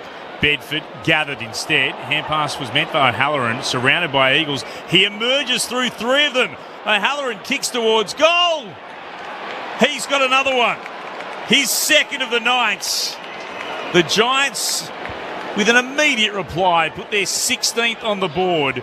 16-15, 111. The Eagles 8-4-52. And we've gone to the 28-minute mark of what is the final term. Friday night footy on ABC Sport. Our experts, Peter Bell and Sharad Wellingham. And we've sung his praises as well. O'Halloran, he's been really impactful. Bedford was involved in that, and he's another who gives bite around the contest. Just not sure how he came through that. Yeah, okay, he just found a tiny little gap in that contest and burst, didn't he? Saw it, head down still, saw the gap and just burst through it. He's got a bit of power about him, Xavier O'Halloran, like a few of his teammates. They're still missing, they have players missing like Brent Daniels, who plays that similar role as O'Halloran, out with an adductor issue. Still no Stephen Cornelio at the moment. Jesse Hogan, Lockie Whitfield out of the middle. Harley Reid is caught. That's a big win for O'Halloran. Harley went the huge fend off and O'Halloran didn't let him go. He wasn't happy, Harley Reid, but he took him on and he didn't get rid of the ball. Going forward, the Giants through Green, kick into the pocket. Unable to take the mark is Cadman. It's out of bounds. It's well documented that the Giants, they love that small forward, don't they? Those hard-running small forwards. Engove's on the list. Gothard, who hasn't seen a lot of footy yet, but very talented young player as well. So Darcy Jones out there tonight. He's done a very good job. Got himself on the score sheet a couple of times. Ball tossed back in from the restart. Graham managed to get a boot to it for West Coast, just shoving his opponent out of the way was Shanahan. The Giants, though, win it back. Harvey Thomas, the sub, he's on. Runs to right half forward, kicks to the pocket. Riccardi can't mark, soccers it back to the top of the goal square. Can a Giants player find the ball? No. McCarthy's there for West Coast, able to clean up. Handball to Duggan, whose kick misses the target, and luckily for him, it goes out of bounds and it won't come straight back. It'll be a boundary throw in 70 metres around from the Giants attacking goal. They still hold a 59-point lead late stages of this fourth term. Ball put back into play. Some position, the Giants, and they win it down, but it comes to the Eagles. Cripps involved to Marrick, into the middle of the ground to Baker. He marks and wants to play on. Here's Champion on the burst. He marks it right half forward, stops and sends it back towards full forward. He wanted Bailey J. Williams, couldn't find him. Went over the back to Iden, who was able to mark. And then to Thomas in the right back pocket. He'll kick towards the outer side of the ground. To Tom Green, he'll mark, and he'll send it down the line to Cadman, who marks just shy of right half forward.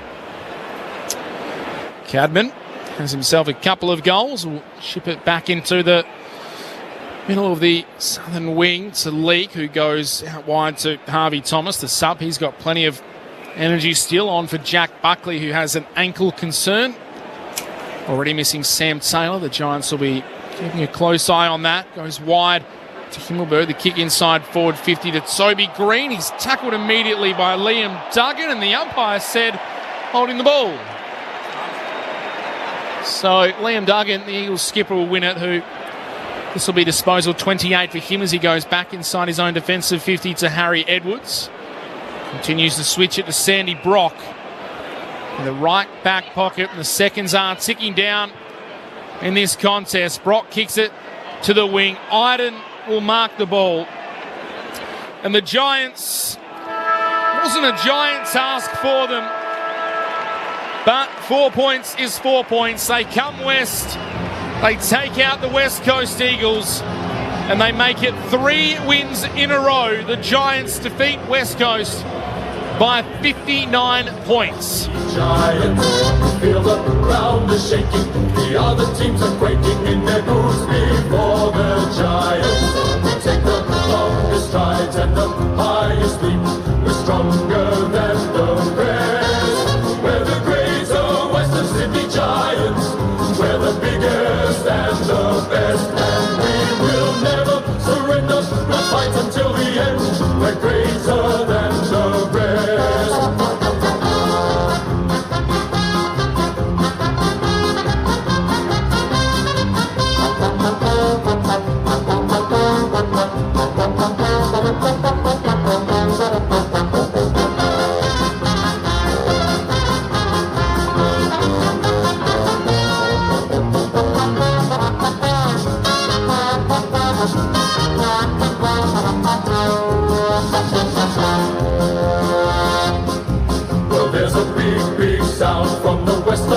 Town. It's the sound of the mighty Giants.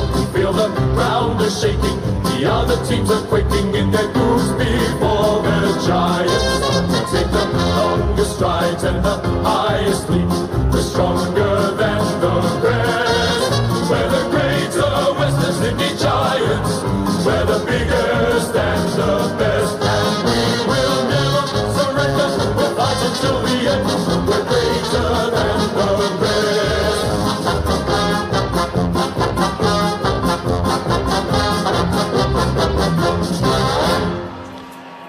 So a third straight win for the Giants, and they come back from the bye. 59 points to the good of the West Coast Eagles tonight at Perth Stadium. 16-15, 111 to 8-4-52. And it's a win that will see them climb back into the top 8. Good result for the Giants, and a little bit of a percentage boost as well. For the goal kickers for GWS, Toby Green with 3, 2 to Darcy Jones, 2 to Aaron Cadman, 2 to Josh Kelly, 2 to Xavier O'Halloran, and singles to Bedford, Callahan, Stringer, Riccardi and Brown. While for the West Coast Eagles, Job Shanahan kicked 2. Singles to Liam Ryan, Baker, Cripps, Graham, Bailey J. Williams and Jack Hutchison. The Giants led by 27 points at quarter time. They led by 35 points at half time. Pushed that out to 55 by three-quarter time, and in the end won by 59 points. What is their 10th win of the season for GWS. West Coast remain 1 win from 16 games this year, and they'd be disappointed with the way that panned out, considering how promising they were last week in their effort against the league leaders Collingwood, who won tonight by 56 points across at the MCG over Carlton. But let's get the thoughts of our experts here on ABC Sport. Friday Night Footy, Premiership player Sharrod Wellingham alongside Hall of Famer Peter Bell. Well, let's pay credit to the Giants coming off the bye. You never know what you're going to get, the long road trip to Western Australia, and they were just seasoned, professional, clinical. I thought they were hard-working. You know the DNA that's in their game, that run-off half-back, but they were very good around the contest, and they were able to manufacture 68 inside 50s. They won clearances as well. They had 31 scoring shots, but, you know, 2 things stood out to me. One of them was they were hard around the contest. They were genuinely strong. They dominated contested possession plus 32 against a, let's face it, younger and inexperienced opponent. But they're also very unselfish, I thought, Shaz. Yeah. They were trying to get the ball to really good positions. Didn't matter who got the goal, just as long as we got the goal. They kept West Coast to a score of 52 and 12 scoring shots off their 48 entries inside 50 as well. So, yes, West Coast are a rebuilding team, but Adam Kingsley would be pleased with just how polished and clinical his team was in all facets of the game, really. And they were beautifully led by Finn Callahan, who clearly was, in our opinion, the best player on the ground. Just his hard run, his ball use, 854 metres gained, which is pretty significant, but he wins clearance as well. He wins ground ball, gets back to help the defence, Starts it all up. And then starts it all up if as soon as they get it. And they just look for Finn Callaghan, and why wouldn't you with his running power? Yeah, I was really impressed by the Giants. Probably most by that running power that was, personified by Callaghan, but all of them showed it. All of them showed it from the back line, the forward line, their ability to stretch and make the defenders need to go with them to create the space.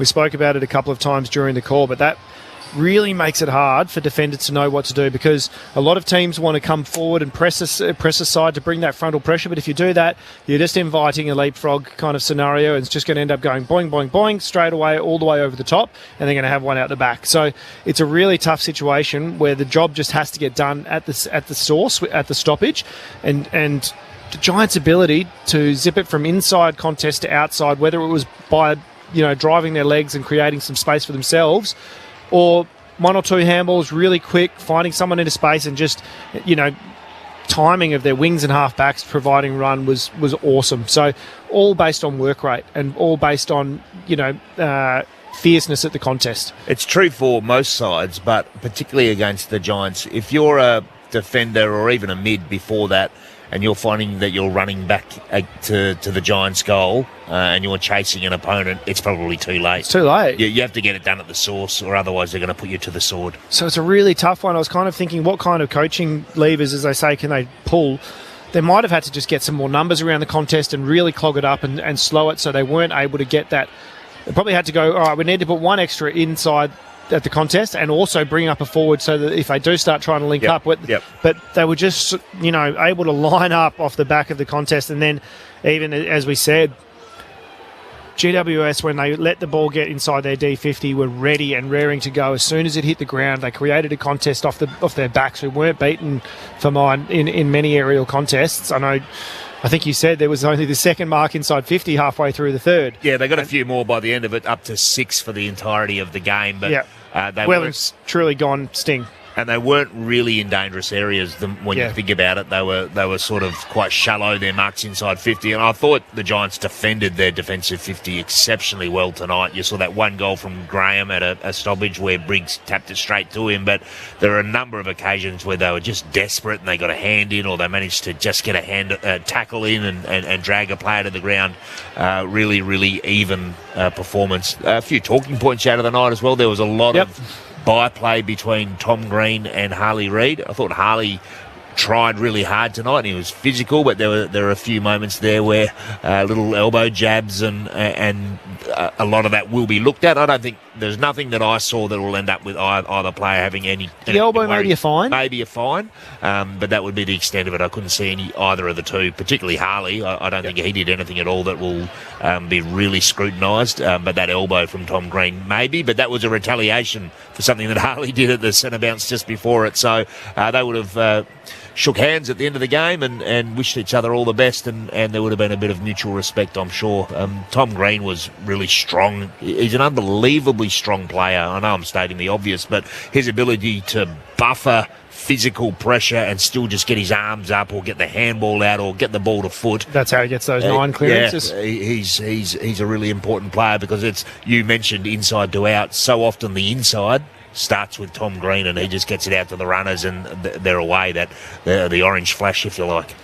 It was a white wave tonight, wasn't it, in the alternate strip for the GWS Giants? But I love the way that the Giants, look, they're all on the same page, and what I mean by that is they go off and they recruit all of those hard-running small forwards, because that's the way that Adam Kingsley wants to play. He wants players who can just rep out speed endurance all day. So who are the players who are most likely to do that? They're the small forwards like Jones, like Daniels, like Toby Bedford. Callaghan's still running. He's the running man. He's the running man. Yeah, he was amazing tonight. Let's head down into the rooms. GWS winning tonight by 59 points in front of a crowd of 38,152. 16-15, 111 to 8-4-52. Bridget Lacey's down in the Giants' rooms. Yes, so just coming in now, and there's a good smattering of orange in here. Quite a good crowd in to welcome in the victorious Giants away from home. Adam Kingsley's been in here for a while, just walking around the room, pressing the flesh with all the local supporters. I reckon I've spotted a West Coast AFLW player down here, Ella Roberts. So it's an interesting one. We're just huddling up now. Cousins of Joe Fonte, as we discovered on Extra Time during the week. There you go. I think they're still waiting for Finn Callaghan, who's out there signing autographs and taking selfies, and the rest of the team are waiting for... No, they're not waiting. They're going to wait for him. Big sound from the west of the town. It's the sound of the mighty giants. The ground is shaking, the others in the quaking, the roots before the giants. They're the longest strides and the highest leaps, but stronger than the rest. The greater Western City Giants. We're the biggest and the best, and we will never surrender. Fight to the end, greater than the rest. Yeah, Finn Callaghan just arrived, so they waited for Kelly, but not Finn Callaghan, and he's just getting a pat on the head now. That'll be a fine during the week for being late to the team song. You know what I'm talking about. We're just watching on the screen here him apologise. I was just signing some autographs for the Giants fans here in the West. But yes, he did take a long time to get downstairs. 37 disposals, as we just heard, and 854 metres gained, 4 marks, 8 inside 50, 7 ground ball gets, 6 clearances, 1 tackle. That's quite a performance tonight, and a goal as well for Finn Callaghan. And alongside him, Josh Kelly with the 27 disposals, so quite a discrepancy between the two. 10 more touches than any other Giant, and 9 more than any other player on the ground. Liam Duggan had 28 disposals. We'll run through all of that. 37 disposals, a career best, by the way, for Finn Callaghan. Previous best, 36 against Melbourne from round 21 last year. Bridget Lacey, did you say you've got someone ready to go? I have. We're lucky enough to have the man who started it all tonight after about 17 seconds, I reckon it was. Darcy Jones, back in your hometown. Very good of you to come over because you've got a heap of people here. You just hugged about 10 people. Who have you got in the rooms tonight? Oh, well, it's my first time actually playing back in Perth. So it was, I think there was about 27 or so tickets I've handed out to like mates and family. So it was good for them to all come and watch me for once. So it's good. It was a great win and a couple of goals for yourself. A nice way to come off the bye. You look like you're all switched on. Yeah, absolutely. I think that's probably the best I've felt all year, to be honest. Like off that bye, I don't know, I just didn't have any niggles or anything like that. Just felt really fresh. So I felt like I could run and carry all day. So yeah, it felt good. You are a cult figure already, the kid with the lid, and you can't have missed that supporter group in the pocket tonight who were all wearing the lids, and they all had a letter each to spell out the kid with the lid. Didn't quite get it to kick a goal right in front of them, but how much did you enjoy seeing that? Yeah, no, that was really special. I thought they could have been my mates, but they weren't. I didn't actually know them, but no, it was quite funny seeing that. I was sitting on the bench and I looked on the big screen. I was like, oh, yeah, right. I wasn't expecting that, but it's nice to see, yeah. So you really don't know those people? No, honestly, I didn't know them. Have you seen something like that at other grounds? Obviously, you probably get a bit of that at your home ground, but there was a pretty big group of them. Yeah, that's actually the first. I don't even get that at the home ground. I haven't seen that, the kid with the lid in letters. So, like I said, it was cool to see, but it's usually just like rarely maybe just a big photo of my face or something like that with the helmet. I don't know, but it's cool. That's brilliant, Clint. Maybe we can ask whoever they are to text in, but we'll send you upstairs for some more questions. Clint Wheeldon, Sharad Wellingham and Peter Bell. Before the serious stuff from Sharad and Peter, I think that's tremendous stuff. We know Tom Green's got the marquee at Manuka Oval, so maybe that's something that needs to happen here more often for you when you come across to the West. Get the supporters over there. Yeah, potentially. I don't know. That might be a regular thing. I hope, but I'm not too worried about it. No, pump it up, Darcy. Enjoy every moment. Enjoy every moment. It's nice to see, but just here to get the win. Before we again go through the how it all happened, what does it mean for the Giants now? You've had the bye. You've now won 3 on the bounce, 2 beforehand. We've had to come from behind. Big challenges against Brisbane and the Gold Coast. You have the bye, then you've made your way across to the West, and you get the result here as well. Do you feel like you're building again to something special this season? Yeah, absolutely. I said before that I think we're finally starting to find some form, and we always talk about being built for September, and I think it happens to us most years, and we kind of tend to go on a bit of a roll this time of year, and I hope that this good form continues all the way up until finals, and because we're not guaranteed to make it, so we'll definitely be doing our best.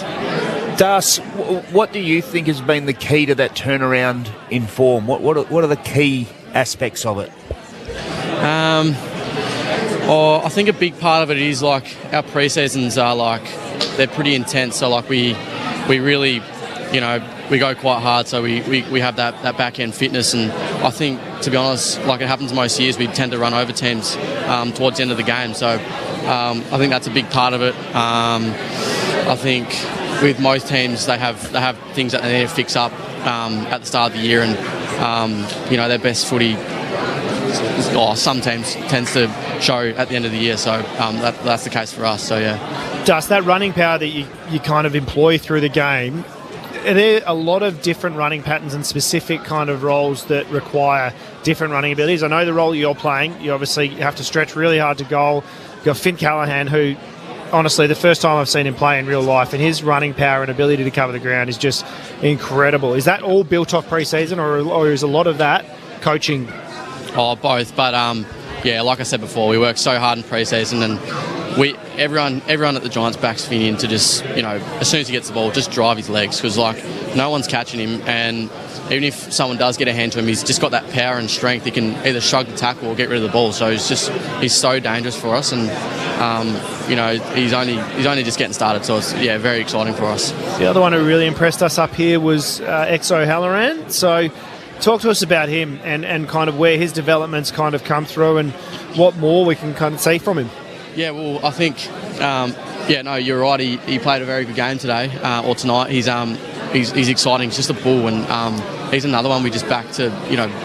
He's just really explosive and strong. So he just bursts through packs, and he works defensively too. So I think that's almost one of the most important things. So he's great to have in the side and playing good footy. There's a lot of talk around the league about the importance of small forwards, and the Giants are blessed with a plethora of them, including yourself. Take us through what that relationship's like, because there's so many of you.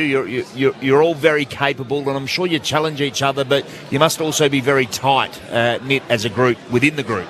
Yeah, absolutely. I feel like the leader of the small forward crew is Brent Daniels, and him and Toby Green. But I'd say he's not that much of a typical small forward. He's a bit bigger, but Brent Daniels, he's amazing for us. He's such a smart footballer. He's probably the smartest footballer I know, to be honest. And since I've started playing AFL, even since I've got to the Giants, he's just been great looking after me and giving me tips, pointers, all that sort of thing. And I feel like when he's up and running, there's honestly no better small forward. Were you surprised at how little structural change West Coast threw at you guys? It kind of looked like you were able to really stick to the way you wanted to play throughout the game. I think we were just able to run over the top of them. I kind of felt for them a bit. I think they maybe a 5-day break or something like that off a tough game with Collingwood. So they've had to work bloody hard, and credit to them. They were still hard to knock over. But I think we're just finding some good form and playing good. So yeah.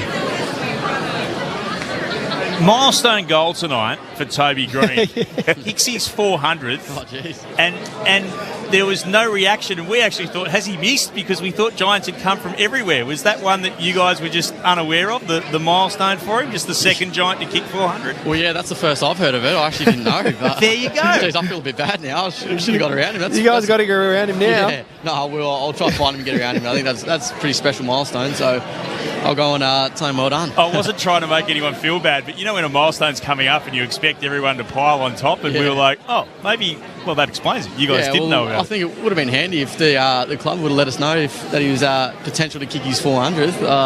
I said up here during the call that they're just going to wait till he dobs the 500, and then they'll make sure everyone knows. That'd be a massive one. We'll absolutely get around him for that one.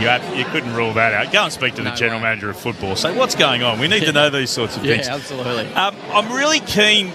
Everyone's going to talk up the outstanding effort from Callaghan, but I'm really keen just to know your thoughts on the mix you've got at the moment, because there are guys. We know Callan Ward's retired. Jesse Hogan wasn't there tonight. Lachie Whitfield, who's a gun, wasn't there. Sam Taylor's still not there. But you seem to be having these guys coming through with sort of 14 or so games. Joe Fonte was good. Grushevsky's getting an opportunity.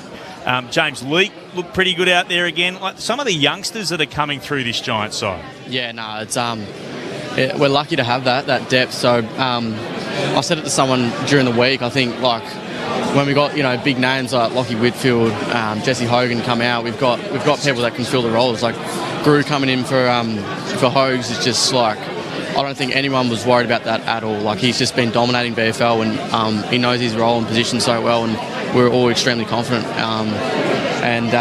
We just got a good depth and it's showing, which is great. You're exciting to watch tonight, as you always are. Really enjoyed what we saw, and look, congratulations on the win, Darcy. Best of luck for what's to come. Thank you very much. Cheers, guys. Darcy Jones downstairs in the GWS dressing room. Pretty noisy. They should be pretty happy. A 59-point win, which was outstanding from them. We've got about 9 minutes before we need to wrap things up here on Friday night footy. And just repeating earlier too, by the way, Collingwood by 56 points over Carlton. More pressure will be piled on Michael Voss over that. McStay with 4 goals, Elliott with 4 goals, Nick Dacos with 36 disposals, but an 8th straight win for the Magpies. So 14 wins for the season, which will absolutely lock them in for finals. Does more pressure mount on Vossi, or is it almost like we're going to park the pressure internally and we're just going to worry about it at the end of the season? I think that there has to be more pressure on the playing group. They have to stand up. Cripps came out during the week and said, we're going to really find out who's buying into the footy club and who wants to be here. And I know that the buck always eventually stops with the coach, Belly, but at some point the players have to be held responsible. I mean, can't keep dishing it out, especially with how talented that list is. Well, they've lost 3. Sorry, Belly, just before your thoughts, this is how it looks for them in particular. They've now lost 3 straight, but worse than that, they've now had back-to-back 50-point losses. So these aren't even competitive losses, which these things happen.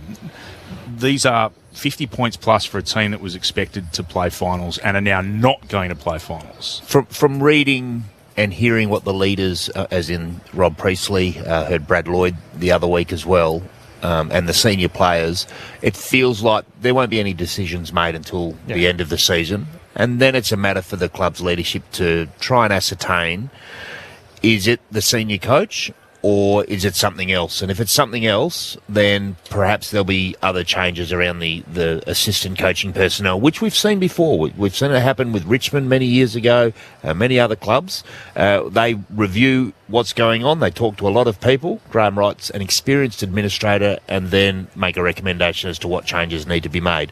But I agree with you. There's still a lot of football to be played in 2025, and that talented group of leaders, particularly at Carlton, need to perform better and motivate and inspire their teammates collectively to perform better. That doesn't mean they're going to be winning lots of games between now and the end of the year. You can't keep having those types of losses, albeit tonight is against a pretty dominant team. Let's get the thoughts for the football of the year. Give us your votes, chaps. 1 vote for Xavier O'Halloran. Yep. Thought he played a great game. Yeah. Really influential. 2 votes to T Green with an E. T Green with an E.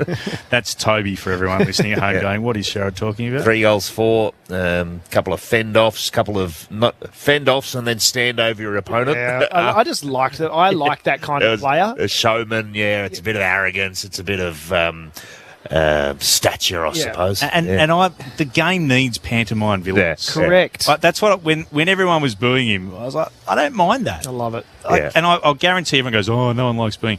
Toby couldn't care less. Yeah. He'd think it was great. Make him stand taller. So, and your 3 votes? To Callahan, who, I said pre-game that I was excited to see him play, and he showed me what he can do. Well, he was dominant if you think all the way back against Collingwood in round 1, he was unbelievable, and he rivaled that tonight. I thought he was astonishing. That was I was like, this player is incredible. Really excited from that round 1 game to see him play, and And he for the lived up to the hype. Yep. And the for the Jeff Christian medal. Yep. 1 vote to Ryan Marrick. Used the ball very well. Yep. Yeah, and swam between the flags as well. He's a very gifted kick. Sometimes he can try and overdo it, but I thought he was very solid. They've kind of changed that a little bit, given a little bit more responsibility to McCarthy coming in and taking a few kick-ins, but I reckon that Marich just really... He offers so much when he gets the ball in hand. 2 votes to Harley Reid, who I thought was really good tonight, offered a lot, had that intensity, but when we questioned what he was going to react like after that incident, and I thought that he kept a cool head on his shoulders, which is a really good sign of some maturity from Reid, but some great numbers. Yep, 7 tackles, 24 disposals. Yep. 12 contested possessions, 5 marks. Yeah, pretty good game. And 3 votes to Jinby, who I thought was super reliable down there. And he's been in really good form, playing against quality opponents and winning his own, nullifying them and winning his own ball as well in the air and on the ground, and been pretty consistent with his ball use, which is still the area he's kicked to improve. Let's head down into the Eagles' rooms. Liam Duggins with Mitch Turner. Thanks, Clint. Down here with West Coast Eagles captain Liam Duggan. Liam, not the night you would have wanted to have, a convincing win in the end to the Giants? Not at all, mate. Yeah, it was really disappointing. I think we've been quite consistent in our footy in the last few weeks and probably lowered our colours a little bit today. And, the Giants are a quality side up that pointier end of the table, and they flex their muscles a bit today. As you mentioned, your last 2 months really have been pretty solid, and you look like you're improving a lot, especially the young players. But I guess coming up against the Giants tonight, they've got some speed and some skills that are pretty hard to handle. Yeah, we've got a really young side, and we'll continue to stick with the boys. I think there's plenty of growth there, but we're going to have those weeks with the young side. It's not an excuse at all, but no, I think the way the Giants play, big learning curve for us. I think both times we've played them this year, they've probably got their way with us, and we'll keep looking at ways to stop the way that they move their footy and keep it off us, and they probably just beat us around the contest and got out the front a little bit too easy today. So, need us older blokes to stand up, and our young players will continue to learn and be better for next time. How hard is it to combat some of those players? They've got like Finn Callahan's the one that stands out, his ability to run and spread and use his legs and use his boot. That must be so hard to stop inside and out.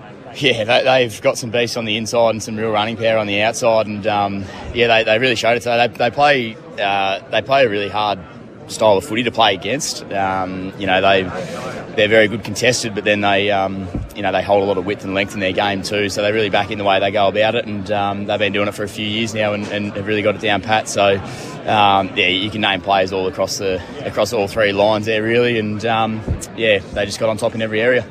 You're still a growing team. You're still a side that it's developing and looking for experience and exposure for these young kids. Do you dig too deep into those games? You obviously analyse it, but there's positives and negatives to take out. How much do you analyse a performance like that against a side that is really strong on their day?